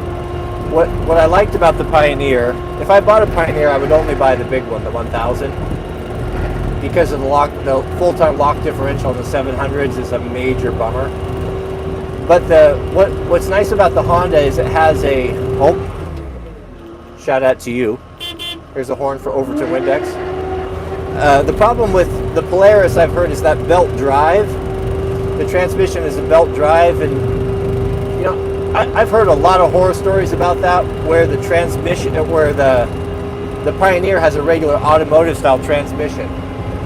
Now, with that being said, I was hoping that was going to be reliable, but at less than 1,000 hours, my cam went flat on my Honda, and it was almost $3,000 repair that wasn't covered by warranty. So take that for what it's worth. I don't know. And then it seems that they'll come out with something reliable one year, and then they'll make changes and then take the reliability out of it. So I can't really speak on that, but if I were going to buy one, it would either be the Honda or the Ranger. I drove the brand new Honda, the Quad, the Crew that this is W and I drove in Montana. That's the best one I've seen so far. They put a lot of thought into that. Like that's one I would take a serious look at. I'd probably, I asked myself, would I rather have two 700s or one of the bigger ones? And I thought, maybe I'll sell those 700s, but having two, we have, so many people. Jariah's usually always in one. I'm always in one. I'd rather have two. We almost need two. But thank you for that super chat. And Overton writes, now that's an idea that will get the super chat flowing. Any nerds want to program a super chat interface to the cat horn? Yeah, wouldn't that be something? Where you guys honk the horn? That would be so funny. Oh, that would be hilarious. Okay, here we're gonna engage everything. So let's start from the beginning. So we're gonna lower it down here. So we'll start with the impeller, 3 seconds. We are blowing, throttle up, our chute. I already forgot. How do we activate that? Triggers, right? No? Buttons. There we go. We'll throw off to the right side and then drop this chute down a little bit. Oh, that's up. Where's it down? There, the triggers are down. Okay, right there.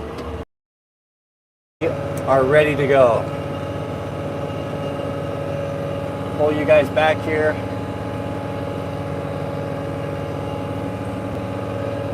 And we're going to do our first test run. Where are the wipers? I don't know. I can't find the wipers.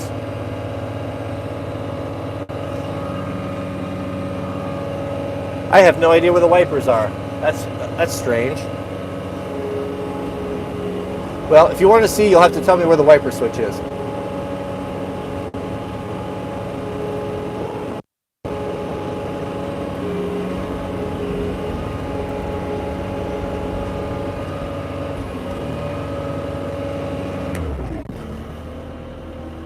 Am I losing my mind? Where's the wiper switch? Am I going to have to follow the motors? Here's the motor. Right there. Good grief.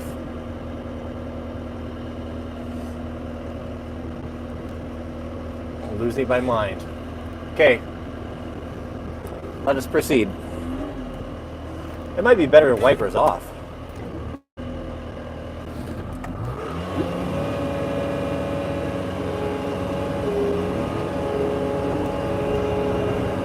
Here we go.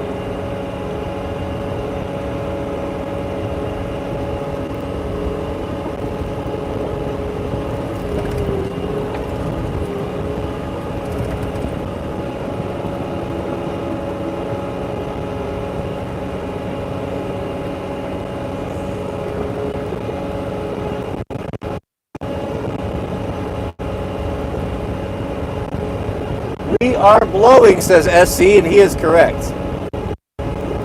My neighbors are asking, why is that idiot out blowing the street?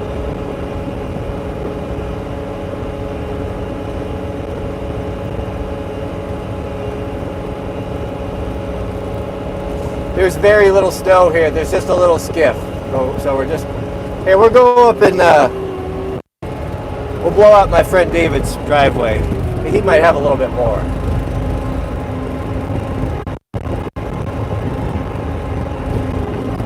Thank you for the reminder. Yeah, you don't have the high flow on. The snowblower is essentially useless. It clogs up all the time. We have a super chat from Mr. Dean Pickett, who has a very good idea. Dean Pickett, is it the, what was the song that the Dukes of Hazzard played? Was it La Cucaracha? Or was it something about Dixie? I forget. Yeah, that'd be a good that'd be a good horn. It'd be awesome to be able to hook up where you guys could control things remotely from the super chat. That'd be a fun thing to do.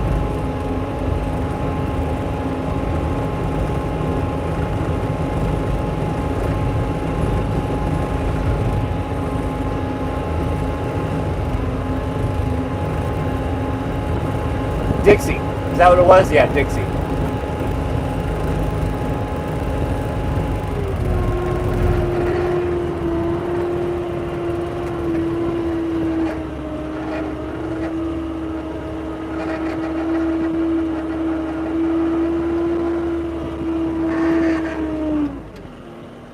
We have a super chat from Mr. Pacific Northwest Hex. Hi, Cody. Do you run a snowblower with a bucket floating, or do you just keep it right?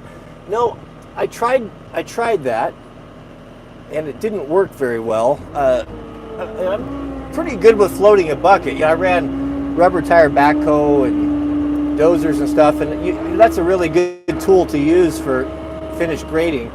But with this, it doesn't. Maybe I haven't used it with this. I definitely tried to use it with the Yanmar, and I found that it dug in and it would lift the front tires. I don't know, it just didn't work properly. And the real reason why I'm not using it here is I have no idea. I can't remember how to put this thing into float. It's got some weird sequence. I don't remember. So that's the reason why. I'll try it, but I'll have to figure out how to use the float. Someone told me, but I can't remember what it was. Now I've got a bunch of stuff on my screen. Why do I have this on my screen? Oh my goodness. No, I don't want to cancel the stream. My windshield wipers are on. You're witnessing a man operating at his extreme limits here. I don't understand. I have just some random thing, these pictures that popped up I can't get rid of here. How do you float? Someone tell me. We'll try it right now. Hold the right trigger and push the right joystick all the way down at the same time. Is that how you do it? Well, we'll see here. Doesn't work. Someone told me that last year, and I tried it and it doesn't work. Hold the trigger and press forward at the same time. Doesn't work. So that's not it. I'm open for suggestions. All right, let's blow. I think that's what it was. I was going to use the float last year, and someone told me to hold that trigger thing. Try to press the horn button. There you go.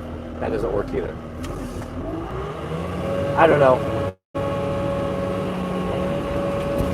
See, that does not float.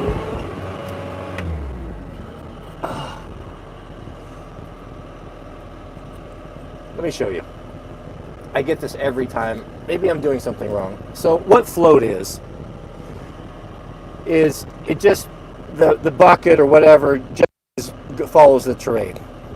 There's no power under it, so it just goes up and down, and it's a way that you don't dig in the ground. So what you guys are telling me is that I'm supposed to hold this trigger and push forward at the same time, which I'm doing. It doesn't go into float.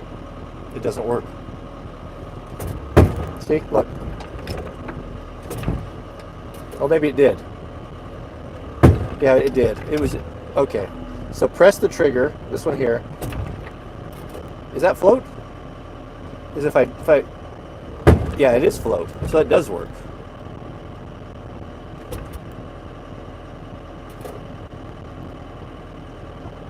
Okay, let's try it. So we are floating. Engage the blower. Throttle up. It was operator error. Here we go. So we're going to try it in float mode, see if that works better. No, see all the gravel?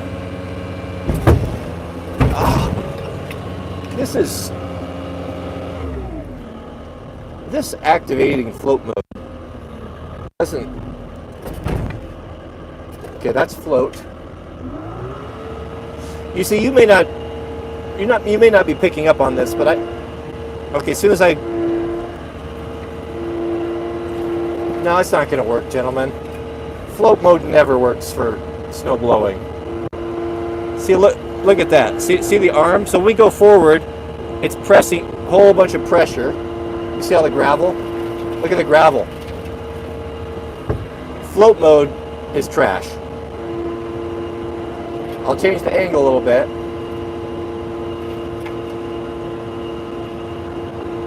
I think the skids look pretty good.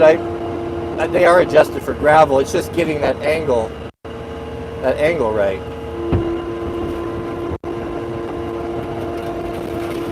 You hear all the gravel? So we'll tilt it up a little bit. Get that impeller out of the gravel.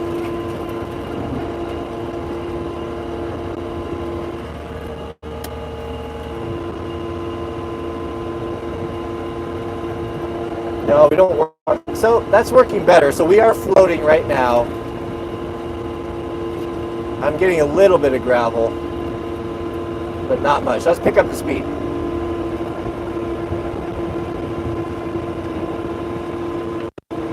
Yeah, you know, you guys might be right. That is why blow and not push. Well, when you push, you have to push it somewhere. And it's fine for now. Like, we could put the 8-foot blade on here and push it all off to the side, no problem.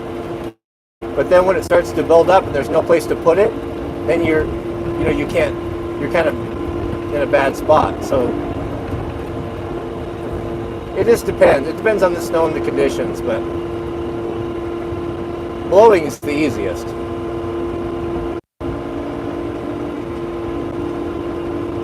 I like blowing, I like getting up early, like at 5, and doing it in the morning when it's dark. This track loader's got such good lights, you can work in the dark. Yeah, I prefer blowing over pushing too. Oh, we're getting in some gravel pretty bad. So this will tilt that up a little bit, and then see if it'll go fast.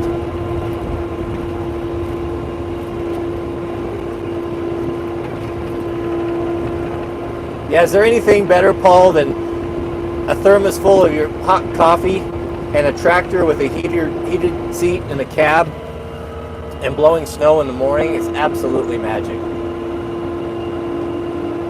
All right, here we go.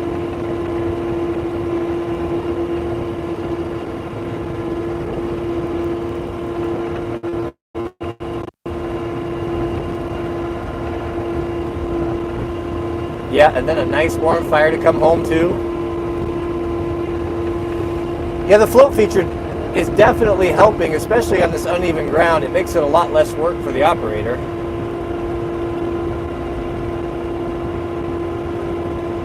I can be a lot lazier. Basically do it with one hand. I'm the human stabilizer. I'm holding the camera here, so.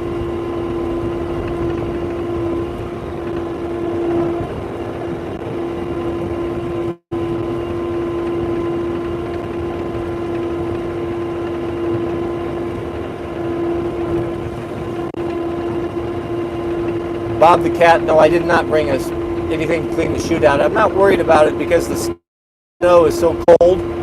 It's very light and fluffy. But if it starts melting and getting wet, then yeah. Once I put the high flow on, I haven't really had trouble with it clogging up, to be honest. I've got to say that the float feature is definitely a win. It's working really good on this gravel.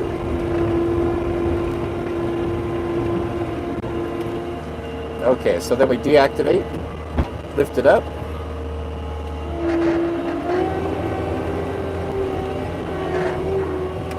Yeah, look at that. That's pretty clean.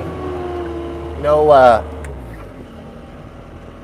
it left an inch of snow, but it didn't really get down in the gravel. So we'll just have to figure our angle, but the float feature is going to be the ticket.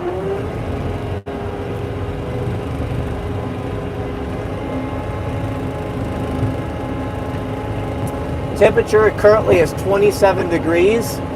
The snow is coming down, I would say moderate to heavy. It doesn't come through well. See, I shoot 24 frames a second.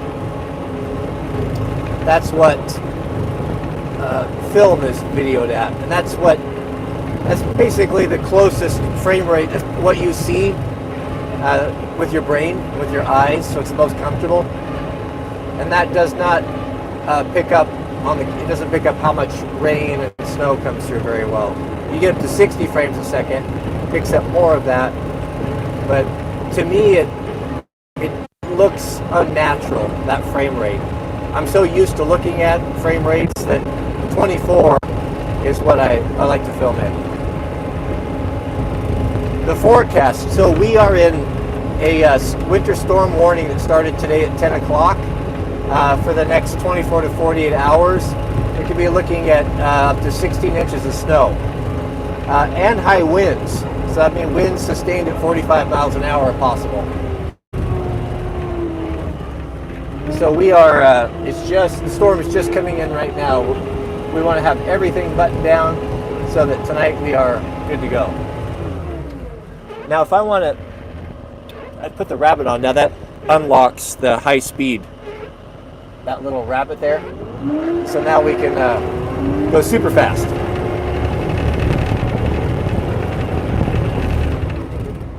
Oh goodness, we have a super chat from Overton Windex. Shout out to you, Overton. And he writes, Trevor Blank is MVP here for your cat question. I'm sorry, I missed Trevor's questions.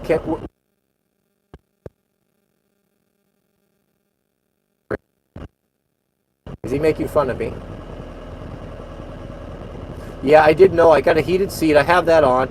But the heated seat is, I'm not complaining, but it's all or none. It gets so hot that you have to turn it off and on. So if you have any pull-it cat, maybe have them give an intermediate setting.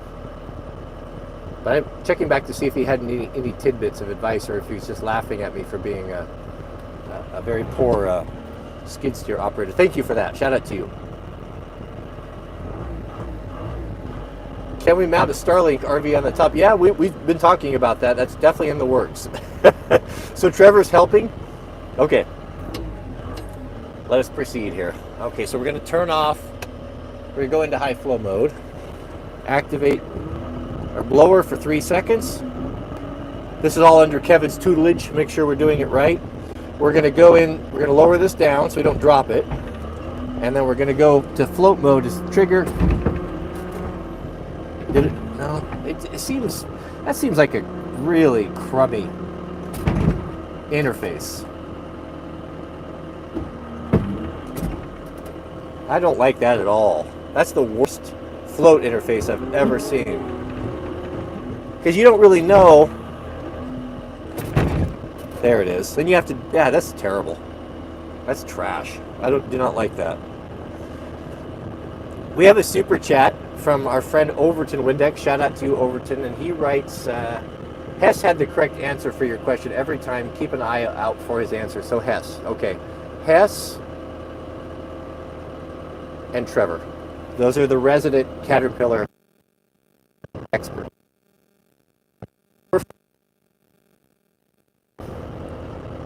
Some airflow. We got to get our ductwork pointing at the windows. Again, gentlemen, we're learning. This is skid steer is new to me. I know my way around a lot of equipment, but this is new. There's nothing that shows on the screen for float mode. That's a good idea. Oh, there is. There is right there. I didn't even know it. That's important to know. So if I'm not in float mode, that goes away. So that's a quick visual. Let's try it. Ready? There it is. Goodness. Right there. That one tip is going to save me all sorts of aggravation. All right, we're building this plane as we're flying it, gentlemen. You remember. South Texas, no. You got to have the seasons. Okay, so float, pull the trigger. So float actually works pretty good. Activate the blower. Are we spinning? Okay. Activate the blower. Float kind of works sometimes. As soon as you touch the controls, and it takes it off here, so we'll get it. All right, float, throttle up, engage, impeller. We're still on high speed mode, so I got to turn that off. Goodness, this is really a convoluted. I think it's blowing. Oh goodness, what in the world? Are we blowing there? There we go. Float. Okay, we're floating. Wipers.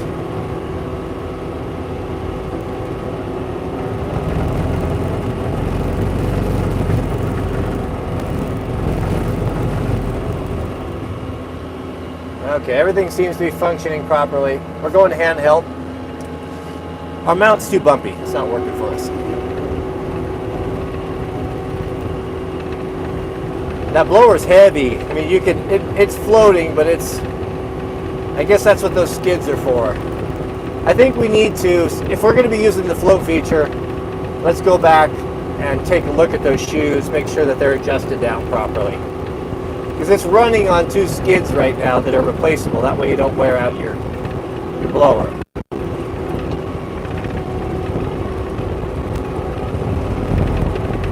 Like flying a helicopter.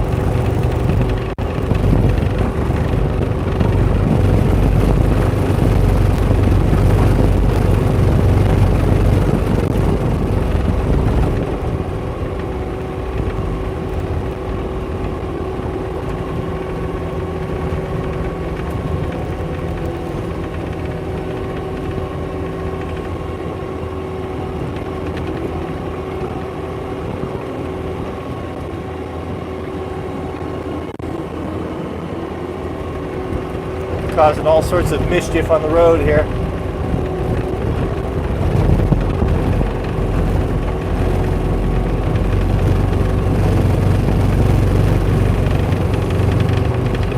I'm not seeing a very powerful stream coming out of there. That seems a little anemic, doesn't it? We're on the high flow. Just believe that's high flow, right? Yeah, that turns it off, that turns it on. Just double check. High flow.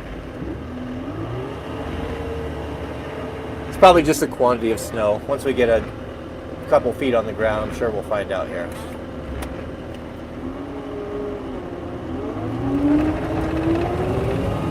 We run the throttle up too, maybe. Yeah, it blows good. I think it's just a small amount. It's just very light and fluffy. There's just a skiff on the ground. The county plow's already been through here. Yeah, we're just doing a test run, gentlemen. We're not actually trying to accomplish anything here.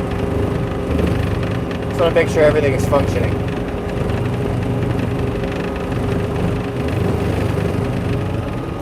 Yeah, it's got a throttle. The throttle system is really clever. It's got the best of both worlds. So you can run it with a foot throttle, which is the way I like to run it when I'm not blowing snow. So just like that, or you can run it up here and just have it constantly on at a set power rate, RPM, or you can turn it all the way and now you have a decelerator. That's the third way to operate it. So now it's in full throttle. And this is the way a Cat I used to have operated. And then you're at full throttle all the time, and when you want to slow down, you press the decelerator. And that's a good way to go. So I guess everyone's different the way they like to operate them. But I like to have it off and just run it with the throttle. So I'll push the hydraulics full forward and control my speed with the throttle.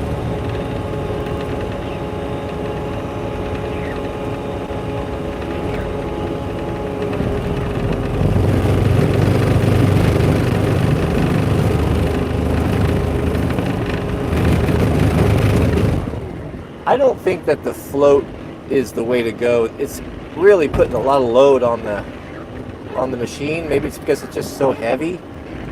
I seem to have better luck when I'm trimming it constantly and I'm adjusting the trim with my hand.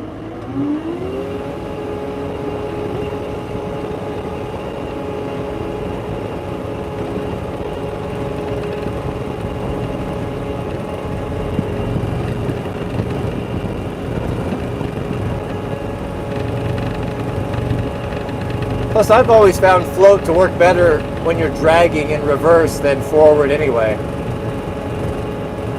Yeah, this is the same blower that goes on the Yanmar. that we were never able to get enough hydraulic flow from, so it never worked. But with the high flow on the skid steer, it's got plenty of power. Is that what Trevor said? Yeah, Overton Windex said that Trevor commented that the float's not going to work on here because the blower head is too heavy.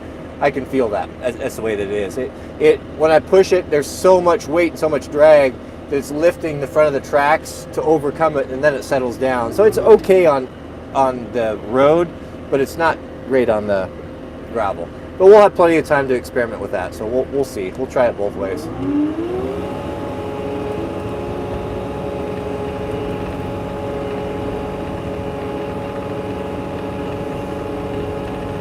I think what is going to be required for the ultimate live streaming camera snowblowing setup is going to be a gimbal that I can hard mount on here, because the stabilization is not as good as I was hoping. It's nowhere near what a GoPro is. The problem with the GoPro is I've always thought that it was user error, but GoPros are not reliable. They turn off, they shut off all the time. I've been so frustrated with GoPros, and I've tried so hard to get like really good video and footage and snow biking adventures, only for the thing just to continue to shut off, not work, glitchy. I thought it was just me, and then I got to looking into it a little bit. A whole bunch of people have those problems. It's been known for a long time. They're just not good cameras.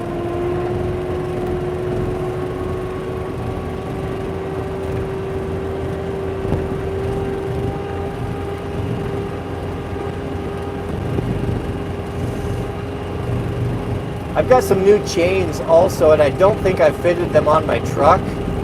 We should probably do that real quick just to make sure that they fit. Maybe I don't remember if I put them on or not, but let's do that. Get a gimbal on an arm that will collapse on itself, where you can tighten the joints. Yeah, that's what I have right here. I have a magic arm right here, but we just need to have a gimbal mounted on this. There's a lot of vibration in these things.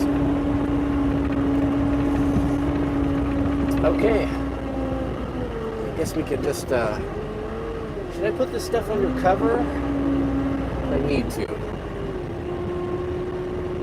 You know what I think I want to do is let's go put my truck under cover. Is there room for quad and the truck? Let's go see. Let's go see if we can get them both in there.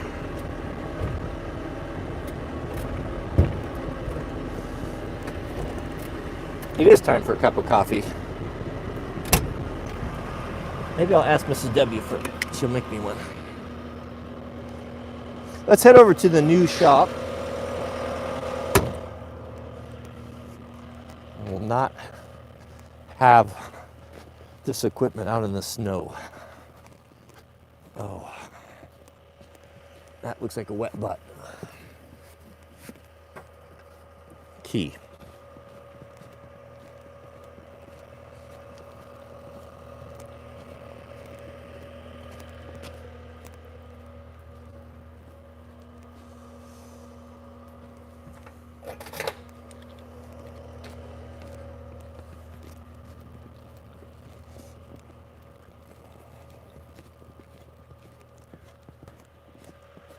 Oh, Jariah's got this hooked up to the trailer, so we need to unload this wood. Let's do that. Get everything done properly here.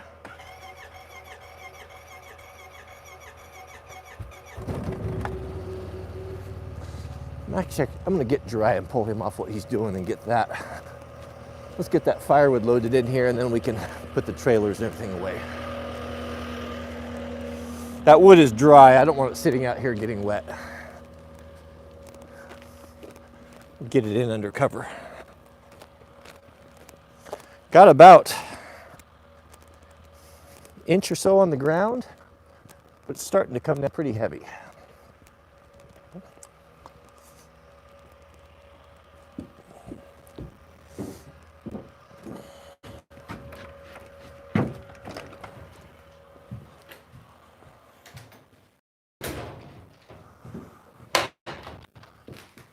Jariah, are you in here?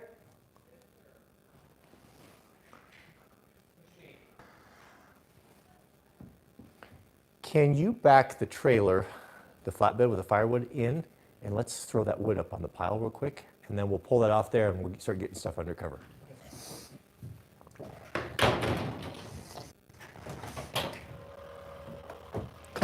Okay, while he's doing that, we'll get that backed in and then we'll give him a hand jockey anything around.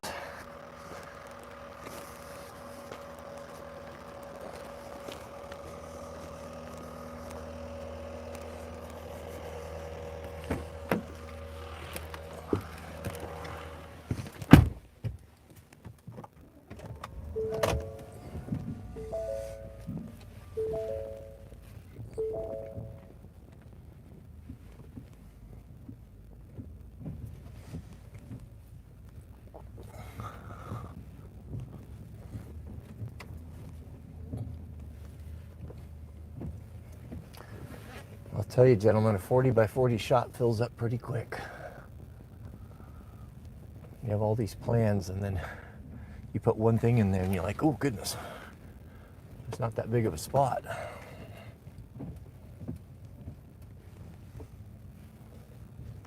It's coming down hard now. It's twice as hard as when we first went out. So that storm's starting to move in.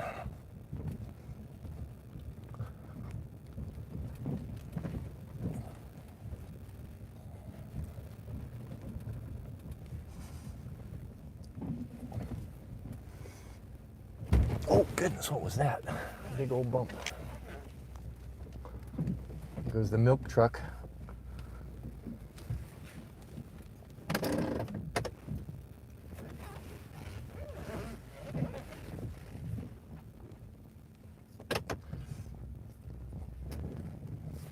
Four-wheel drive.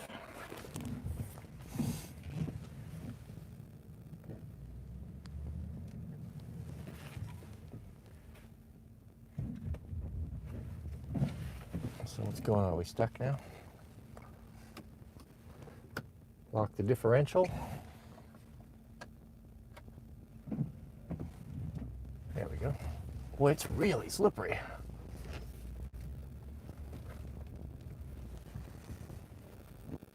All right, let's see what's going on here. Jariah was moving stuff in here yesterday, so I hadn't really got to see what was going on here. Boy, it is slippery. Good grief.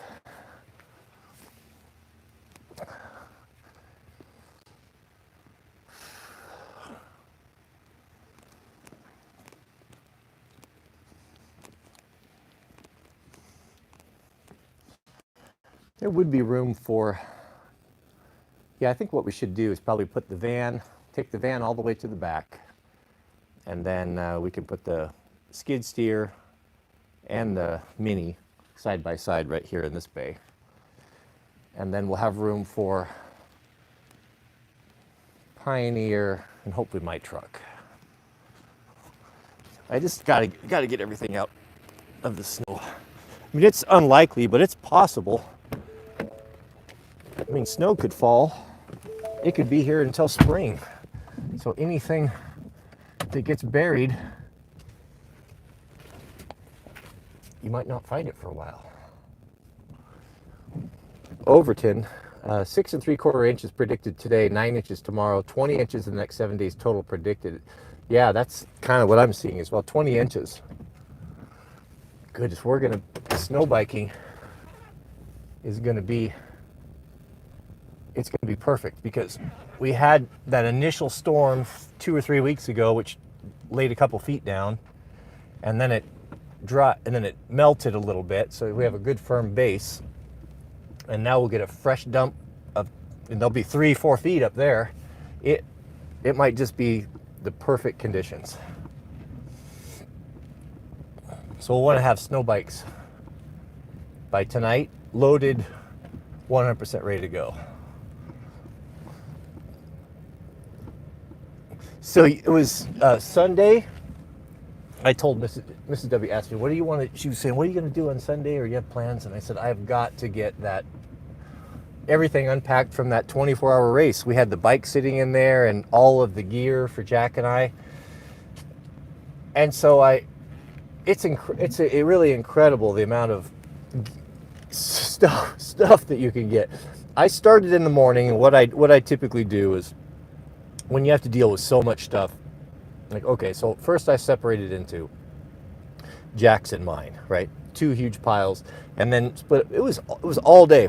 It was 12 hours of taking all that stuff, going through everything, transitioning from the survival kits for the summertime versus survival kits for the winter time, and all of the avalanche gear and the beacons and all of the GPS stuff, and it was 12 hours to R&R that stuff, and I had never even got it put back. That was just going through it, getting everything back in order, testing everything, the AVI packs, testing the radios, getting the bikes torn down, service, going through adjusting clutches.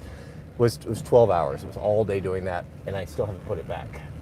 So I have everything perfectly organized. It's all set up. It's all been checked out. It just needs to be put back in and stocked in the trailer. So that's something we'll be doing today as well. That way, if we wake up in the morning and the conditions are just perfect, and we just have to hook on the trailer and we're off, and we know we have everything. And you can enjoy your activities so much more when you pre-plan like that, and you don't have to worry, am I short something? Do I have gas? Do I have extra parts? Okay, let's go see what Dry is up to here.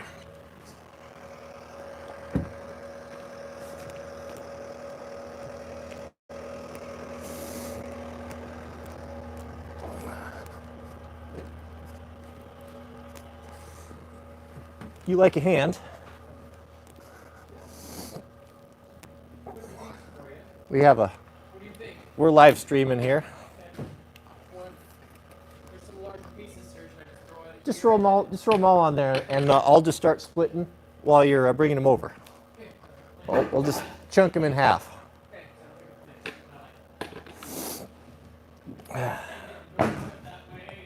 How were the roads this morning coming in? Was it bad? No, not bad.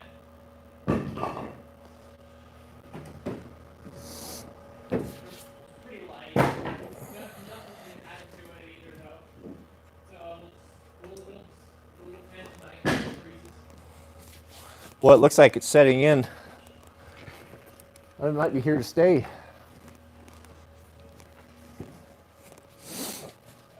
Peter texted me saying it was dumping down by dumping where he was at. Oh, he's at work today? Yeah, he's at work. So He sent me a picture last night. He had the Bobcat with the blower on it and just said ready. yeah, his quote to me was, "It's barfing snow at work here." Barfing snow. Yeah. Hey, Jeriah, I've laid down my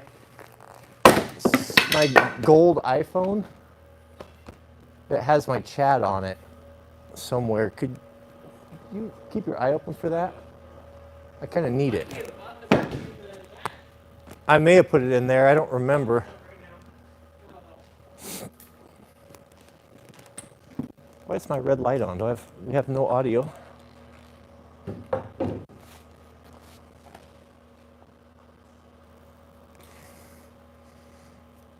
How's the audio, gentlemen? It's good? Okay.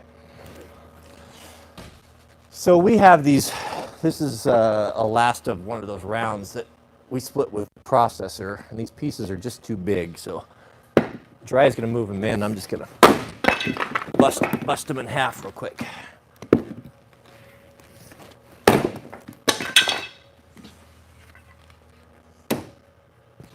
Don't need that thing rattling.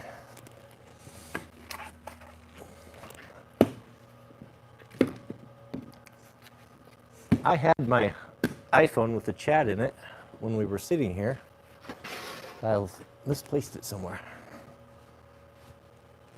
Where did I put that?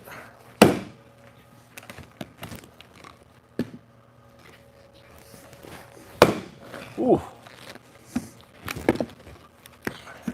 I think that one can burn. as it is.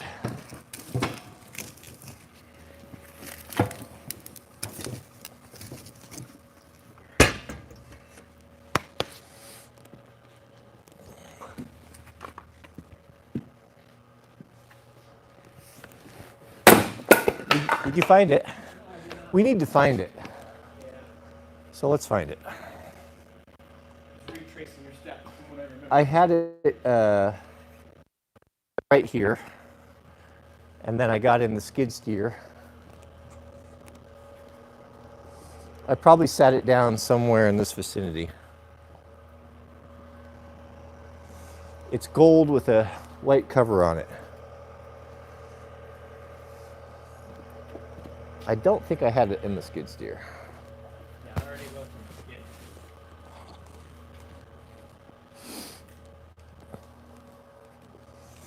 Where did I put that phone?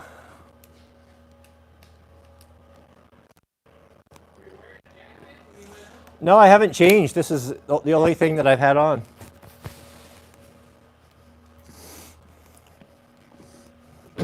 Guess we'll get my backup phone. Hey, can one of you guys text me the chat again, and I'll pull it up on this one. But this one has a dead battery. Nothing but the best production around here, gentlemen.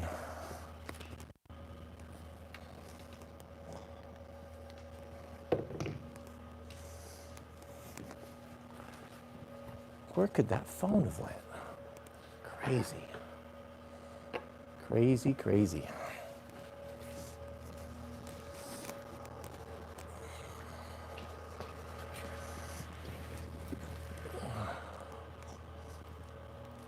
Oh, I just found it, sitting on my anvil. I didn't even know we were over there. Sorry, gentlemen, I'm back in the chat.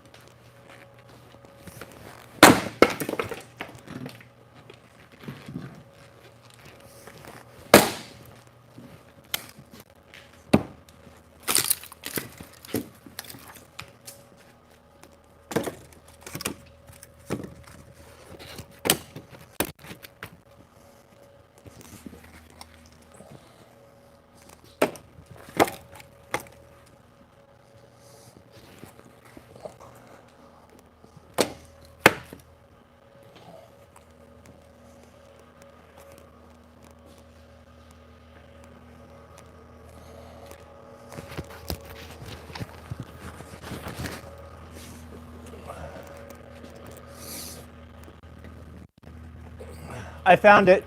Okay,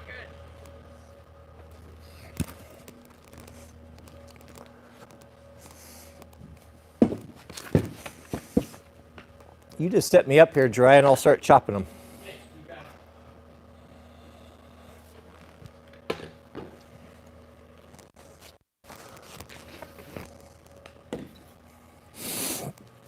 Two at a time. Whatever you throw up there. Should split relatively quickly. If you just sit them right here, if you run out of room, and I'll toss them up.